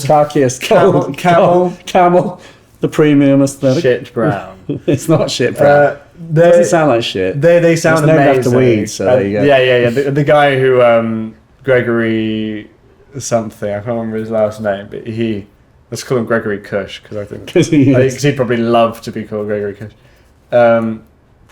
He clearly smokes a lot of weed from his demonstration videos, and also if you listen to his podcast occasionally, which I have, he's like cannabis and mixing records are completely inseparable things for me. Oh my god! But he's really, he's very good, and he's very, very good about listening to the sort of the subtleties of compression and subtleties of sound, just kind of what happens when you do these things. So like, on the EQ I have, you can kind of, you can turn it all the way up to 20k, and you can basically just bust the knob all the way up, or the gain knob at that band, and it just sounds sometimes better. It's too much, but sometimes you're just like, that's just opened up. I'm always afraid of that when it's quite regular to turn mastering dials all the way to like the east and west end of the travel. I'm like, is that okay? Like, I wouldn't put that in if there was never a situation where you weren't supposed to do that. Well, that's coming down to that thing of like doing it by the numbers versus feel, or doing it by like some sort of visual indication versus feel as well. And I took that chain down to the church to program some drums for the Horrors record. So I was like, we need big meaty drums, and to be honest with you, like, this sort of combination of stuff is excellent at giving you huge meaty drums. So I actually did think this drum sounds huge and meaty. Well done. Thank you. Yeah. There's some programmed ones which were especially like, we were saying drummer and I was sitting in one of the writing rooms, and I was like programming stuff, and I was turning for the first time in my life, turning the low end all the way up. I think you get sort of 12 dB of gain at 20 hertz or something like that. But it's not actually. What could possibly go wrong? It's basically just like, there's not a lot of stuff down there. But whatever's down there just gets lifted up. And I was like, is that okay? And Joe was like, that sounds great. I was like, okay, I'm not sure if you're meant to do that. And you kind of always have to get past that thing of like, I'm not sure if you're meant to do that. And then Matt Wiggins, who I mentioned earlier, he also, I think on my recommendation, or at least definitely on when we were talking about it, he also bought a pair of Kushes, the same ones I've got, and uses them the same way I do. And or actually, I use them a lot more sparingly than he used them. He went like, the meters were just like in the red the whole time, and like the gain reduction meter was kind of just like going the way down.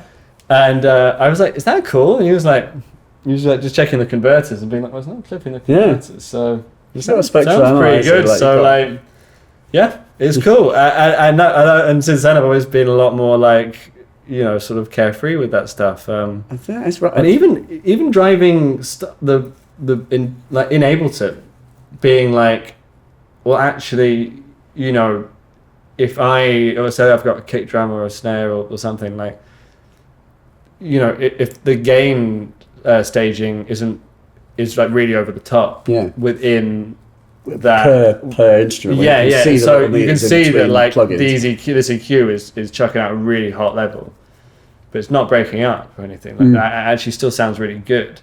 There was a time when I would have gone through really meticulously and made sure everything was like below. My understanding is they changed the sort of headroom in live after version 9. Really? Between 8 and 9, because there was a lot of people saying, it's got Ableton sounds all mushy and Ableton-y.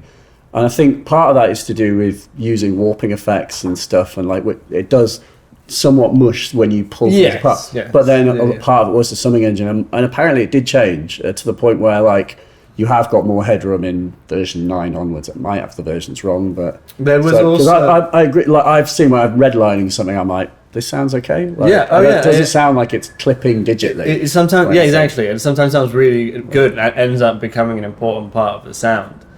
And all you got to do is turn it down at the end. Yeah. And it's great. I did actually read an Ableton essay.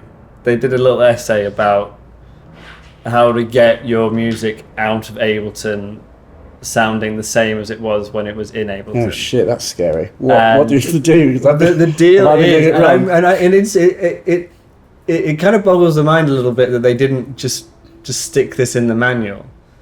But they basically, you just got to bounce at 32-bit, right? And then you get exactly the same as you did. Because it's the dithering. There's no dithering, right. And they had it. They went into it really in depth, and they were like, if you're working at 44.1 and everything's recorded at 44.1, and then you bounce your master at 48, there's going to be differences there. And so they're like, just try and make everything in your project the same sample rate and the same bit rate, and then just because it's working at 32-bit or 64-bit. Yeah, when it's actually just merrily going along. Yeah. Within its internal system. But it was only when you bounce things out, people would start complaining, it doesn't sound as good as it did before. And you've just got to do it at 32-bit. And I've had to teach, I taught Matt that, and there's another engineer called Marta. I feel really bad because I never know how to pronounce her last name. Saglioni? Who's wonderful, but she did. She got in touch with me the other day, and she was like, "How do you do it again?" Because I'm working with a band and everything, and it just doesn't sound. And you just lose. You just lose a bit of top end, or you lose a bit of something about the sound, which sucks because you've been working on it all day. Then do you have to use what do you then use to down sample to 24? They recommend that you use dedicated. Like isotope or something. Or I use something called Pro Audio Converter, which will just convert anything to anything.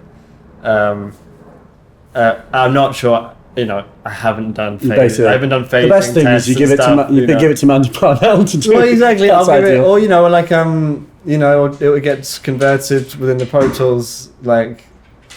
Because I tend, like, at some point what I do tends to go to Pro Tools for someone to do something with it. Yeah.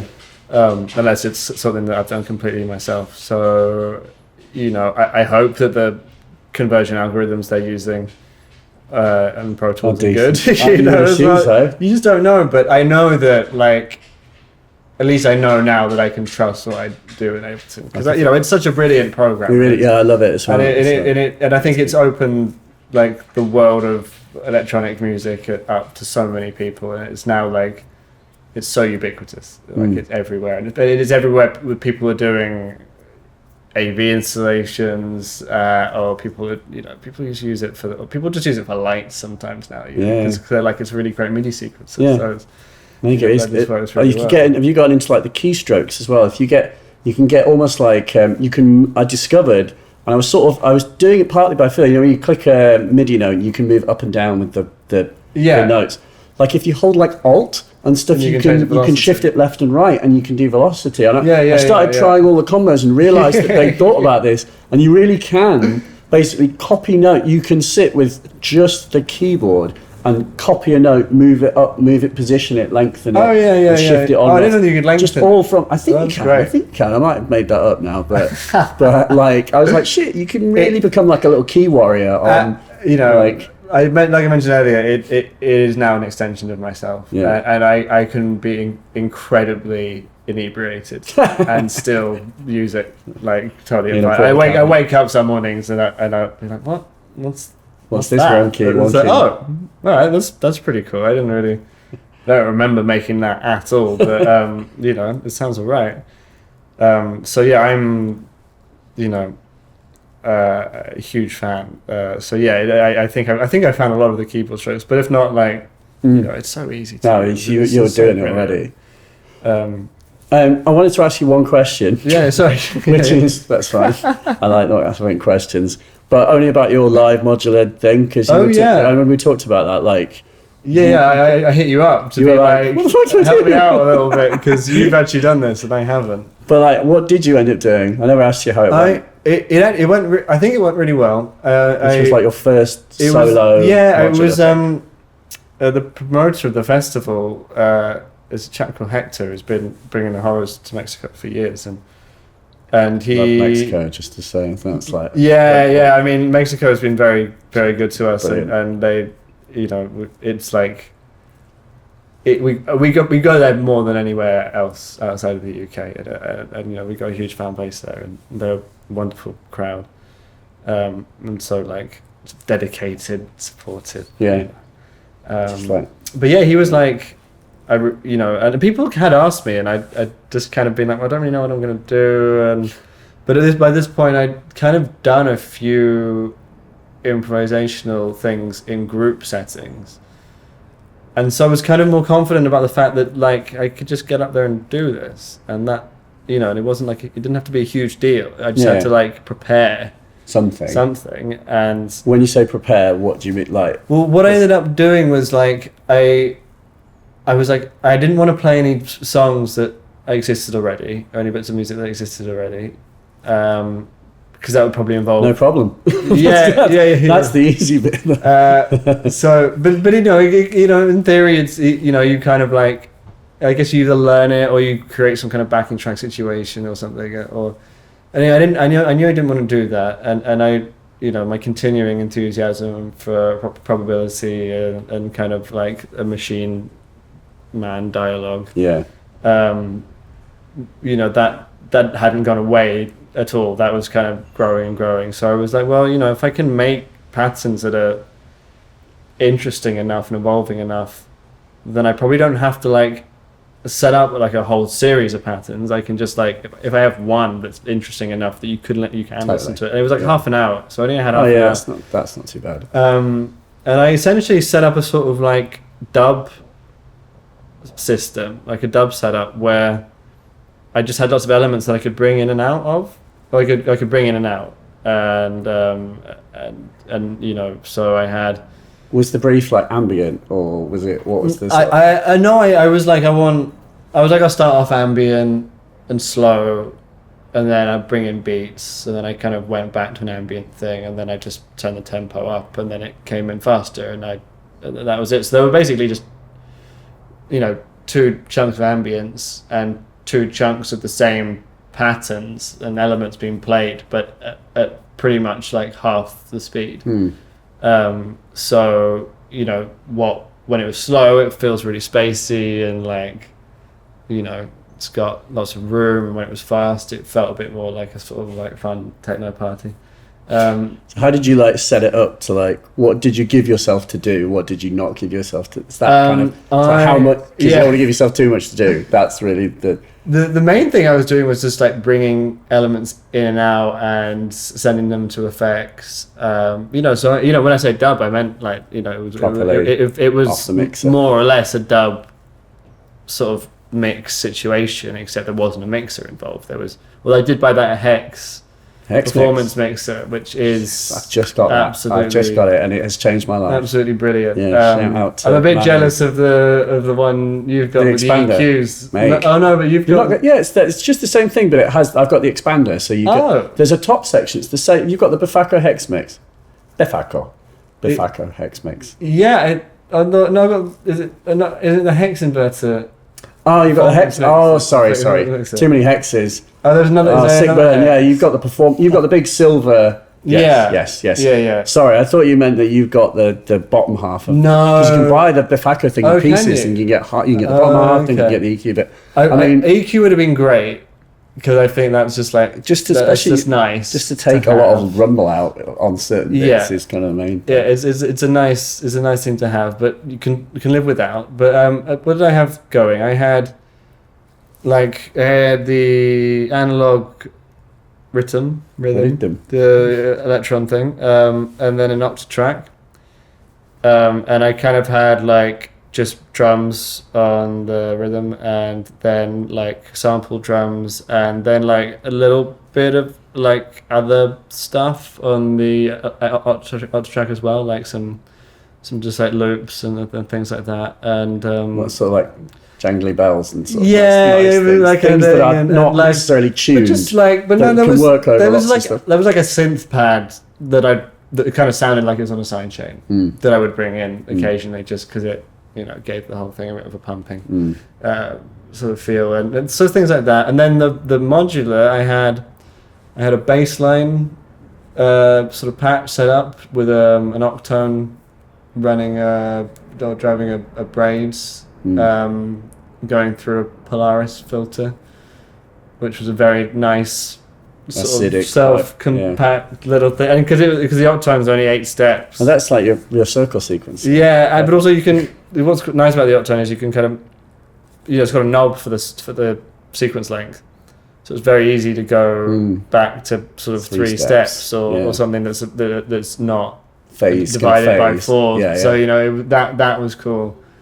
And then I had the Zularic repetitor chucking out loads of triggers to low pass gates and stuff. And then what did I have going through the low pass gates? I had some kind of chord coming off something. I from the telharmonic.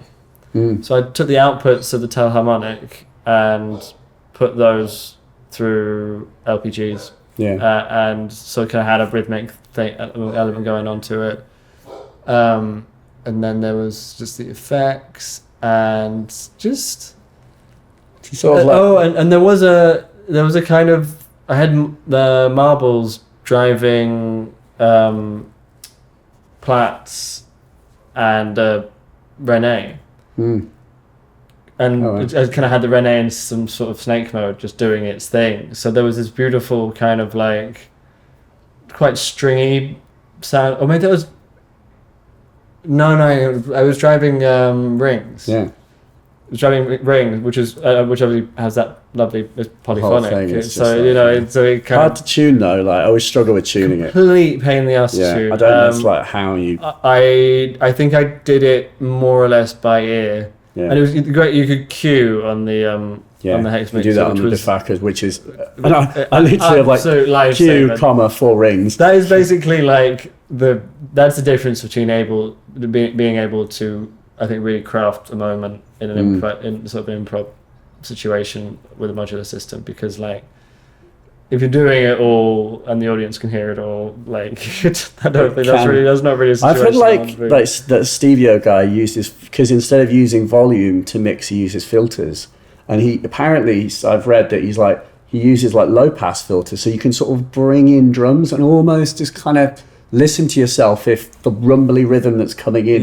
is going to gel. Almost, if you're paying more attention than your battered audience, then you might get away with that's quite a good idea. But yes, queuing is also queuing worked out really well.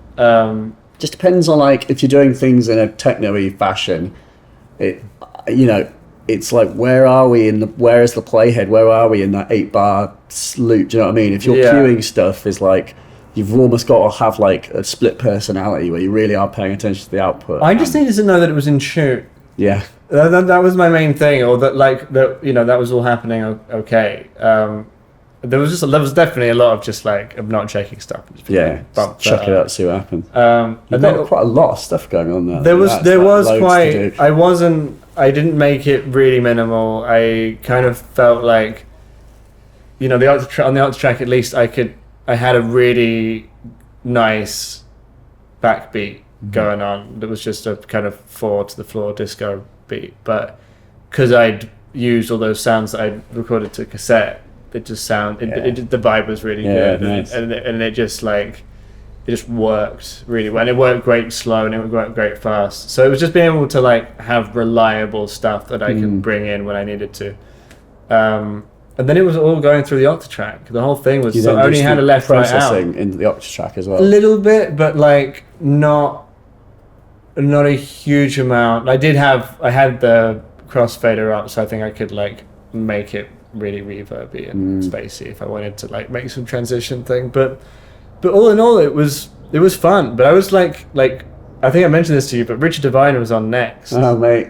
And then it was like at least you and then it was Horrors, I think, and then that's like Gary Newman and Nitzareb, and like it was on the same stage. It was Hector had really programmed this sort of very good festival. So everyone who was there was like, no one was there because their mate had brought them. Everyone was there because they really liked mostly British electronic music. But it was interesting kind of watching Richard, because like he's obviously like he's incredibly talented and got a wonderful ear, and he's obviously got the mind to do this stuff. But what I really, really found very reassuring was chatting to the band who had played before us, whose name slips my mind, but they're a sort of Parisian-based duo, AV kind of duo. They were really great, and they said they were chatting to him, and he was like, "Oh man, the patch I've got for tonight, it's mental. I don't even know what's going on in there." And I was like, that kind of was like almost relief, because I was like, okay, he doesn't know either. Yeah, he's no idea what's gonna happen. And he's not just like this some kind of like bizarre mind who's just like. He's not playing 4-dimensional hyper chess. No, he's not. He's just kind of like, and I think like me, he's just found ways of like having a duet with the machine and having the machine spit out just as much as you're putting into it. And to be honest with you, like to my I actually like a little bit more of like a group, and I like his stuff more when it's more musical. It's more like what he does. He'll post up these things that sound like a million sounds at ants like crawling over contact mics, going through resonators or something like that. But or he'll do these beautiful, very musical, kind of like slow, jammy kind of things. And I lean towards the more musical aspect of what he does. Myself also. What's that? Myself also. Yeah. I totally know what you mean. But, but both things like those, where I've seen him do stuff like Ortega-y kind of fast, crazy beats, but then it's always sometimes amazing. When there's that kind of beautiful bell sort of melody in the background of it that just ties it together. Then, sometimes he strips the beats out. And you're actually getting something that you can like. Oh no, there's a bit more something that's a bit more of an actual backbeat.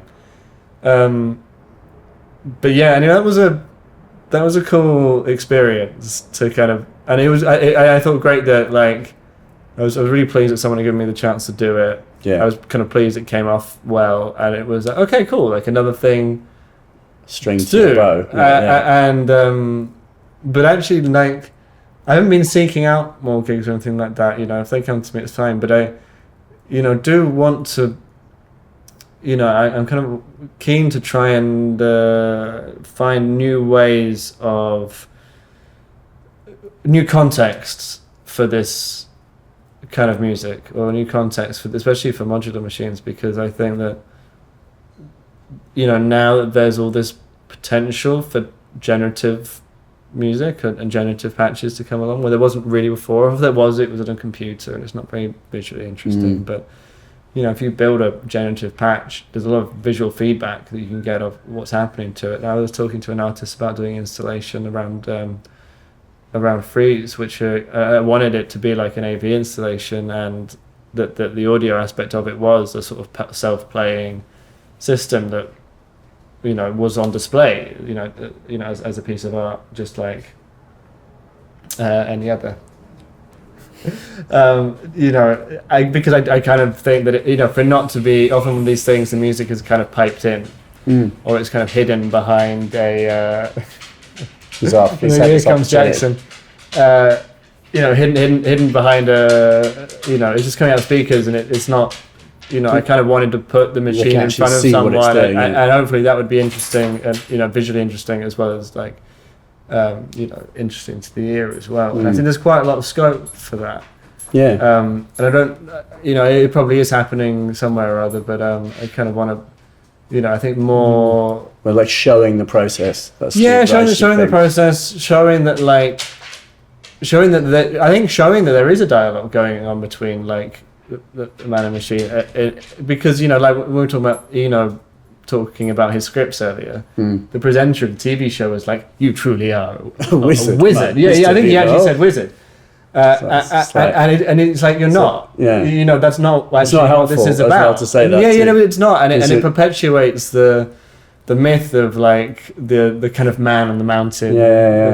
People say, who's just a genius. Electronic music, and it's just like kind of pre-thought of everything. I actually think that is how Aphex does it, as far as I'm aware. Well, like he is just a genius. Well, because he uses like an MC4 or something, doesn't he? Like he does on like the analog stuff. Yeah, he uses like quite arcane sequencing as well. Like, but those things I think are all masterful tools. He does. Yeah, I think that as said before with like that guy, it's just like I think the reality is there is no like what he if you listen to that music, I could have a reasonable go at telling you how every sound is achieved and get something very similar. Yeah. What I lack is the ability to just sit there with the blank canvas and then as a forward motion actually create that music from scratch. It's like the actual techniques for any one aspect of those things are not that complex or arcane. It's simply that you've got the mind to sequence them and actually hear the music before it's also his micro-tuning experiments are very interesting. And I thought it was a real shame that Korg put the micro-tuning stuff in a mono synth, not the poly, not the poly one. But I think they probably didn't get their whole like deal with him didn't happen in time. Clearly, amazing though. Hopefully, I mean they just did the prologue as well. Like, why not put it in that? That would be. I think honestly, it's probably not the feature that's selling that synth to the majority of the audience. It's really not. I think it's less than 1% who are buying for micro-tuning. Is the harsh reality of this conversation, I'm afraid. But there's some brilliant ones on the monologue, because I got that. It was it's not very expensive. I just thought I'll check this thing out. The Aphex presets with the little asterisks in the. Well, but not like the preset sounds that he made are great, but the preset scales he uses are sometimes hilarious, because he's just like, well, why shouldn't this note be an octave above where it should be? Literally an octave. Yeah, he's like, he'd be like an octave and 10 cents. So you'll just be like, and for, that's cool for him. And something I, to be honest, can't quite get my head around. Like, I understand that, I understand what's going on, but like to kind of compose in that manner is kind of weird. It's kind of unusual. Difficult to do with the band though. It is difficult to do with the band. Our guitarist, when we were in France over the weekend, he was showing me the FM synth that he's built in Max, but he's made it so that each key has a different set of parameters, so it's not. Oh, it's multi-timbral. Well, like it just changes all the parameters for that key. But it's totally not, chromatic, or it doesn't conform to any kind of scale. He's just like, this key makes that sound, and that key makes that sound, and I thought that was really cool and like kind of interesting. And when you get given a grid to play melodies on, or even a guitar, coming from a keyboardist, like I say background, you know, I've been doing it long enough to have a background, I guess, but like I'm a keyboard player. I'm not really a guitar player, but I can still pick up a guitar and play a melody on it. But you know, just having that different interface means you're going to come up with something a little bit different. So you know, more of that. Did you try that Lyra synth, the Soma Electronics? No, that's a good one for that sort. That's the same thing, isn't it? It sounds exceptional. It sounds from what absolutely stunning. I really wanted. I actually played that, and it was like, that's the best. Before Mexico, I was like, because part of what made Mexico possible was like the fee was actually pretty good. And it meant that I could buy a few modules that would allow me to play. Like I could buy that mixer, right. You know, that would allow me to play live in a way that I couldn't before, and it like doubled my track input. So like, or you know, it really increased what I could do because I had the dub mix, the Untitled dub mix, before, which is great. Which is a great little mixer. It's just like it was 4 channels, and you know, it's not. I needed more. I was tempted to buy the Lyra. It's not a lot of money, really. It's not that expensive, and it sounds great. And I love the fact that it's just like free. What is it? Is it 8 or 4? Do they make a smaller one? There's 2. There's a 4 and there's an 8, and then there's like you have to bridge the contacts of 2 little metal plates to hit a key, and each key is freely tunable. Yeah, and it very much is not quantized. There's no stepping. You just tune it by ear, don't you? Tune it by ear to a scale, and it's from what I understand, because I didn't really understand it, was that it was, you know, there is effectively, it sounds like a kind of Troutonian organ or a Nova chord or whatever, but it's strapped to a delay network where it's doing lots of weird cross feedback and just then resonating out this kind of these big. Oh, is it doing that? So it's kind of like a simple synth engine, very much married to a delay effect that is what is giving it so much of its. And is there crosstalk between the different voices? I mean, I'm not sure. Not to have I'm sure, or maybe just the delays crosstalk, and so when you get enough stuff going on, it all just mushes. But I was talking to him, and he's done like a Eurorack module, which is just the delay section. He says, you know, which is the huge contributing factor to the sound of the machine. I can't wait to buy it. So you can just put rings through that basically, and you've got like your own little mini bit. Of water. Oh, I'm alright actually. Are you okay? I'm gonna ask one singular and final question, which is future music technology. Go. What is well, it's alright, but that's also it's a shitty question. No. But it's what is? I love thinking question, about it. But what is it? Well, I think we've already covered some aspects of that, and I think we'll see more and more of that come out. I think we'll see more and more kind of algorithmic and machine learning and artificial intelligence stuff popping up in. We already come up with the idea of having the drummer software that listens to you and improvises based on what you actually. Or that kind of is, you know, that is musical. So you kind of need. Thing they could do with like machine learning, you know, where they teach a machine to know what cats look like, and then they can catify any image. Like I don't even think it would be that hard. But yes, I think that stuff will start to come to fore. I think we'll start to see more unusual interfaces. You know, ways of just playing, you know, we're already seeing that with like Rowley and Mill Instrument and things like that. Like MPE's got to become industry standard at this point. It's completely bonkers that it isn't. Do you need to go out? Wait, time. Nah, he's alright. Happy come and get some love time. He really lets you know. I think MPE's got to become an industry standard. Ableton has to stick it in there. It's completely bonkers how you've got to do it. Is that just so you can interface with Rowley? Because it's like beyond keyboards. I'm not sure what it's good for. Well, there's an instrument, but I can just see that kind of polyphonic expression stuff, just because it's so much more expressive than what you can do now. You know, Aftertouch is shit, basically. Like it's pretty much on or off. Aftertouch. You know, I know you can. But it does depend on the key. Yeah, not all keyboards. It does depend on the keyboard bed, but it's not the super expressive tool that we all want it to be. Mate. And I think, you know, we'll start. I think someone was working. The guys. Is it the guys who did the synth? Is it guys from Synton? What, they made like the sight rings? Yeah. French. I think it's French.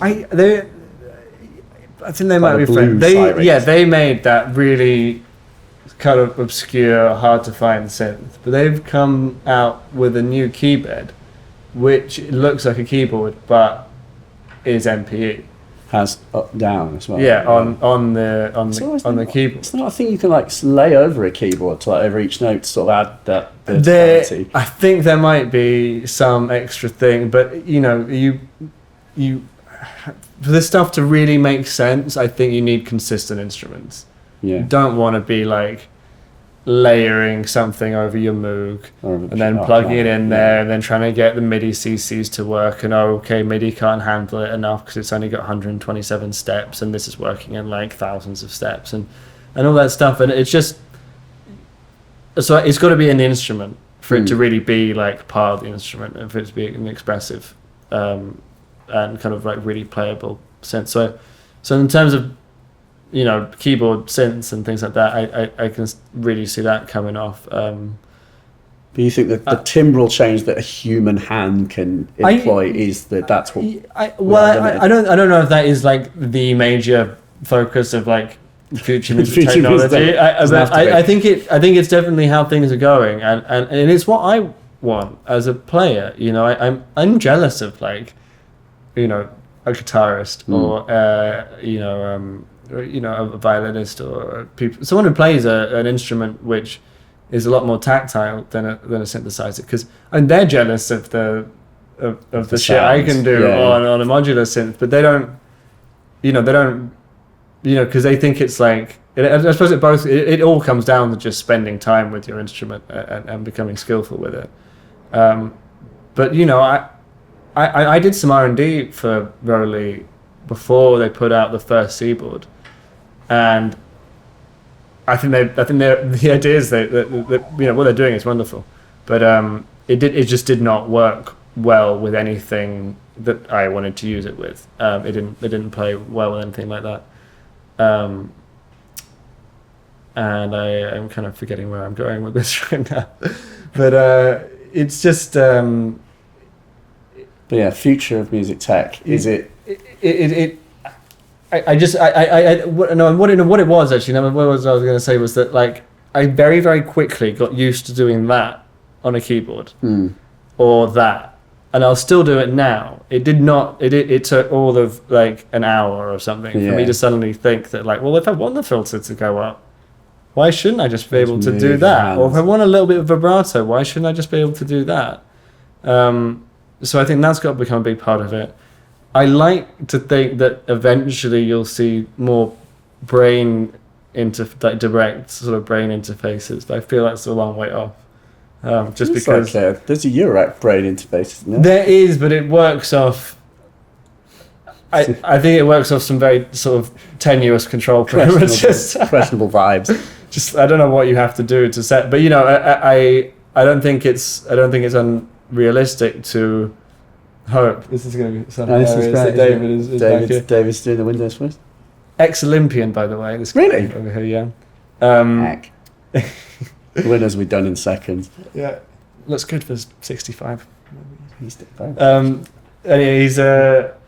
I like to think that there will be some kind of, you must have experienced this as well. The music in your head is so much better than the music than you can make, because I know what you mean. Do you know what I mean? Sometimes you could dream up a symphony in your head, and I think that I very rarely come up with a melody before I write it. Do you know what I mean? I'm a very reactive musician in the sense that I react immediately to what I'm hearing, and then I can I can conceive of something, but I almost have to do it and hear it. It's like being a sculptor or something. You've always got to not necessarily how a sculptor works, but half craft it and be like sort of.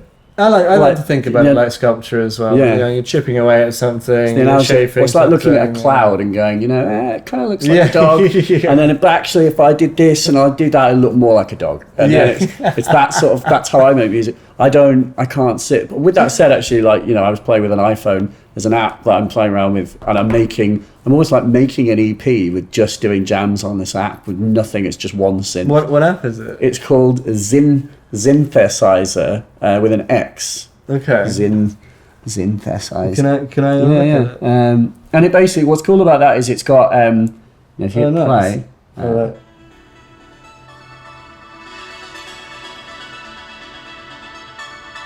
every note is in scale.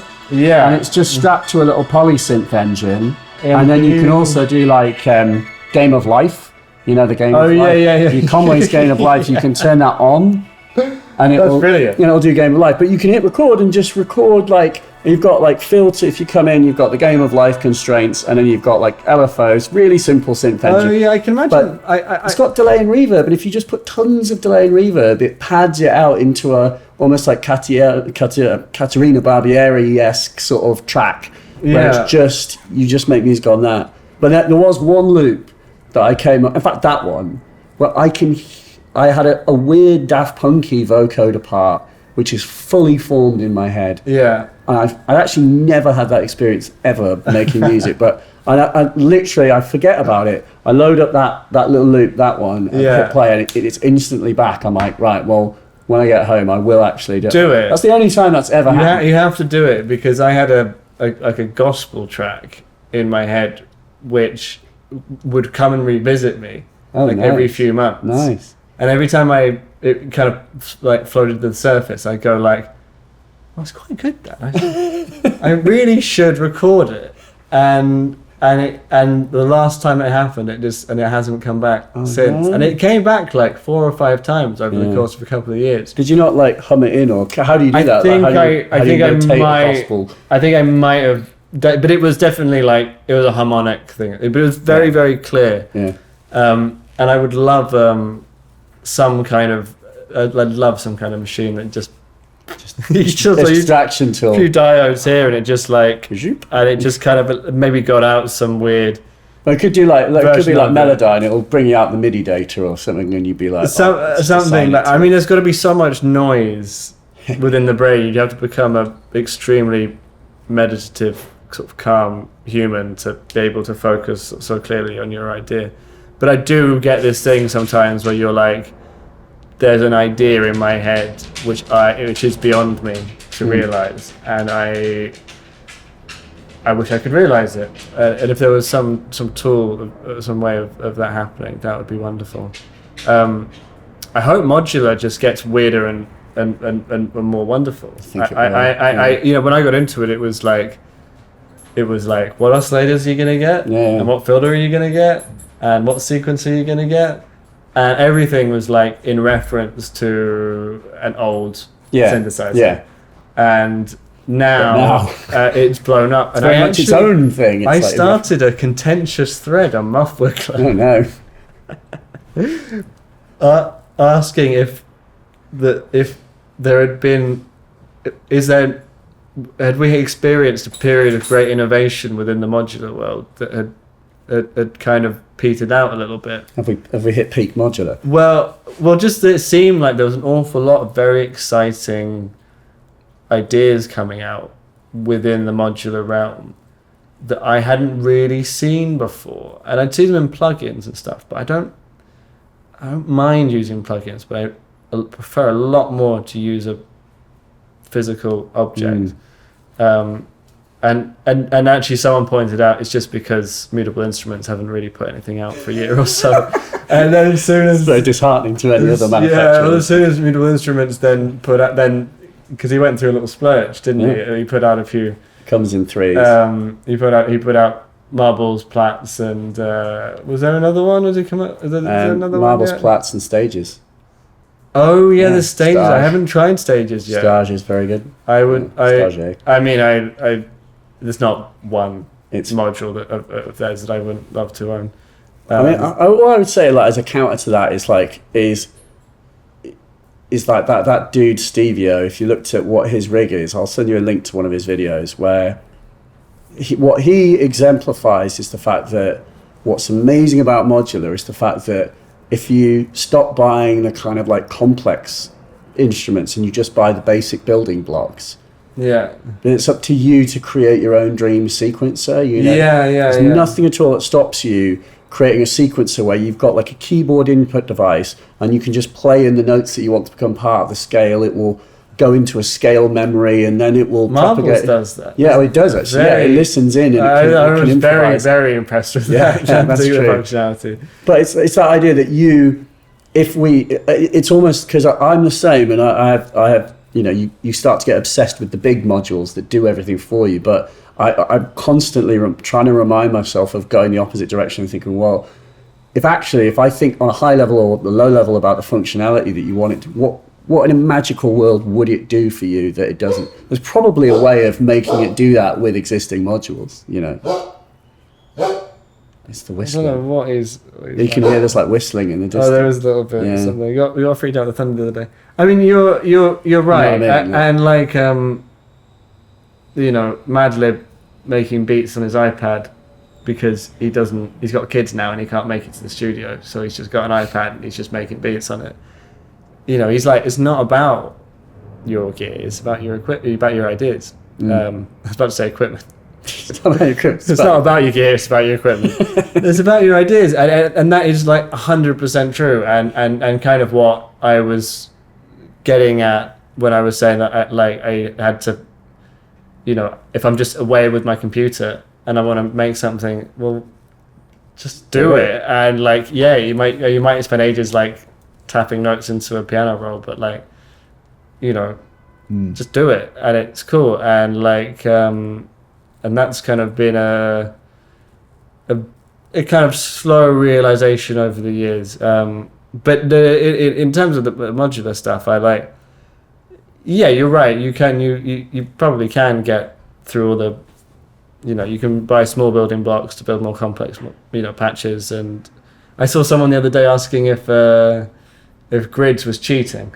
People ask these questions, because I think it's fully formed what comes out of it. But that's not, for me, that's not what it's about. And I had this conversation a lot with my guitarist because he builds and now programs much more than he plays.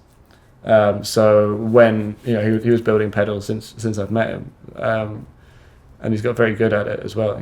He makes stuff that Kevin Shields from My Bloody Valentine would be like, how did you do that? And can you make me one, please? I keep on telling him, he's like, you've got some great designs here. You should, you should start, you should really start getting these out there because, clearly, I think people would do great things with them. As I tell him, there is Robert Henk, I think, did a whole talk about this. It's like there's a work to achievement ratio. If you want to make music, you don't build stuff. If you want to build stuff, then go for it. But he was like, he showed a pie chart. It was like, there was the actual slice of making music was like that, like 10 to 15%, versus the rest of it, which was like building the thing that he had the idea for that would then make the music that he then made. And I think he was talking about modular stuff as well. He was like, this is amazing. This whole format is fantastic.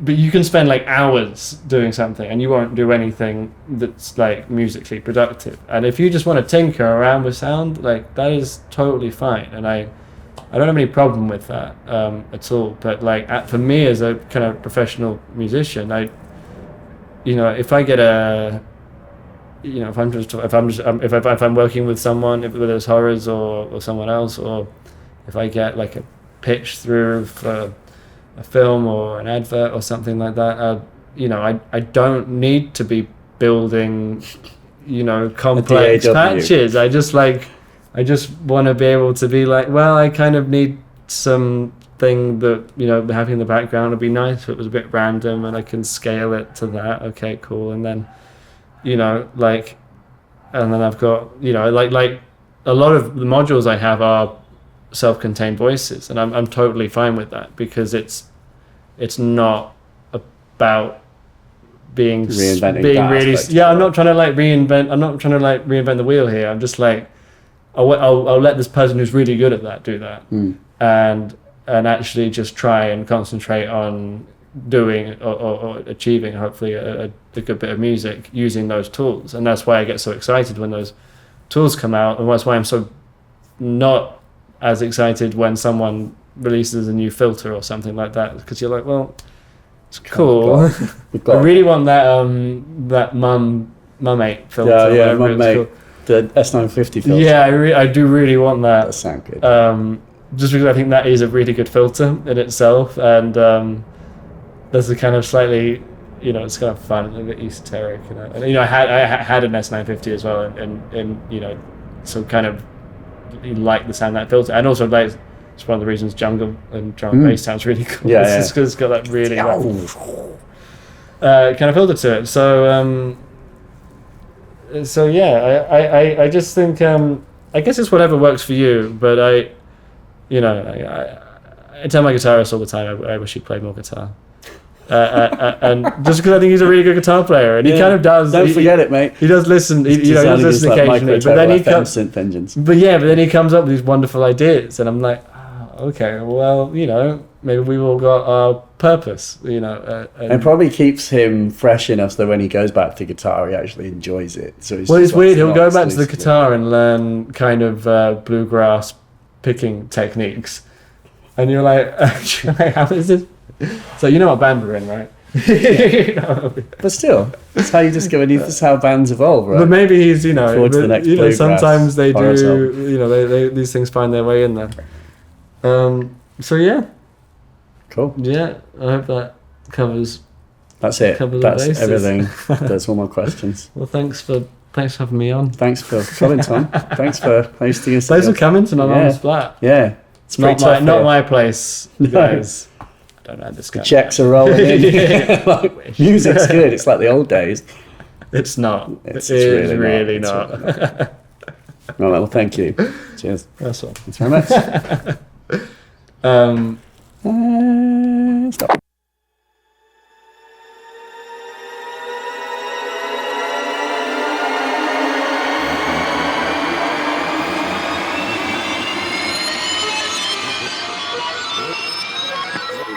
That is he, Lord Thomas of Furse. And please have a look at the episode description. There's a billion, twillion, zgrillion links to things that we talked about in that. I don't know. Do I have a thought to draw from all of that? A very long conversation. I don't know, except to say that you can apparently be in a successful band and still be sound and a humble and a nice dude. Do you know what I mean? So yeah, he's most certainly that, and just interested in really cool stuff. I'm sure that if we met again, there'll be a billion other things to talk about, which is great. So yeah, check out Tom's stuff. He has an NTS show he does every month. He's on Twitter, Tom_Furse. He's got his own albums, a bunch of stuff, interludes, which is now he wrote all on the OP1 actually, which he borrowed from his brother. And obviously he's in this band called The Horrors, so you might like to check out all of their back catalogue. Tons of really good music, obviously, and they play live loads, so you'll have the opportunity to see them, and should. And they are a good band. They are an ace band, in fact. So thank you, Tom. Cheers for your time, and especially to your mother and your stepdad for allowing us to intrude, or me to intrude in your flat, his flat, their flat.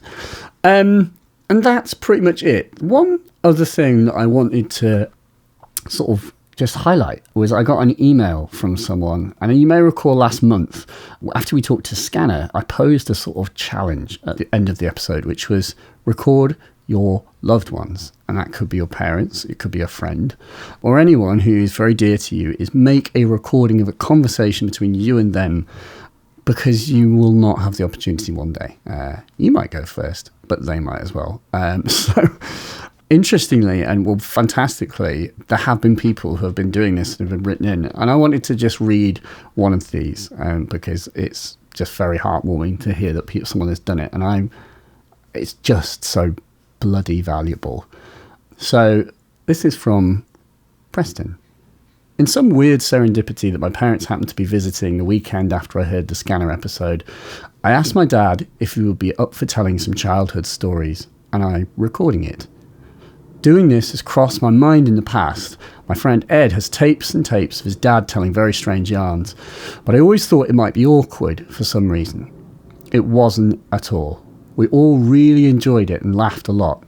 My parents are pretty private, so I won't go into detail, but it included tales of air raids, national service, my grandparents' chip shop, and being mistaken for a burglar. So thanks for inspiring. He's 83, and we have a 2-year-old daughter, so it's unlikely that they will have a huge amount of time together. Not to be morbid, he jokes every year that he won't be around next year, and has been doing so since he was about 65. So yeah, I thought that was pretty nice. Preston did it, you can too. Get your recorders out, record a meaningful conversation. And with that, once again, I bid you adieu. Thanks.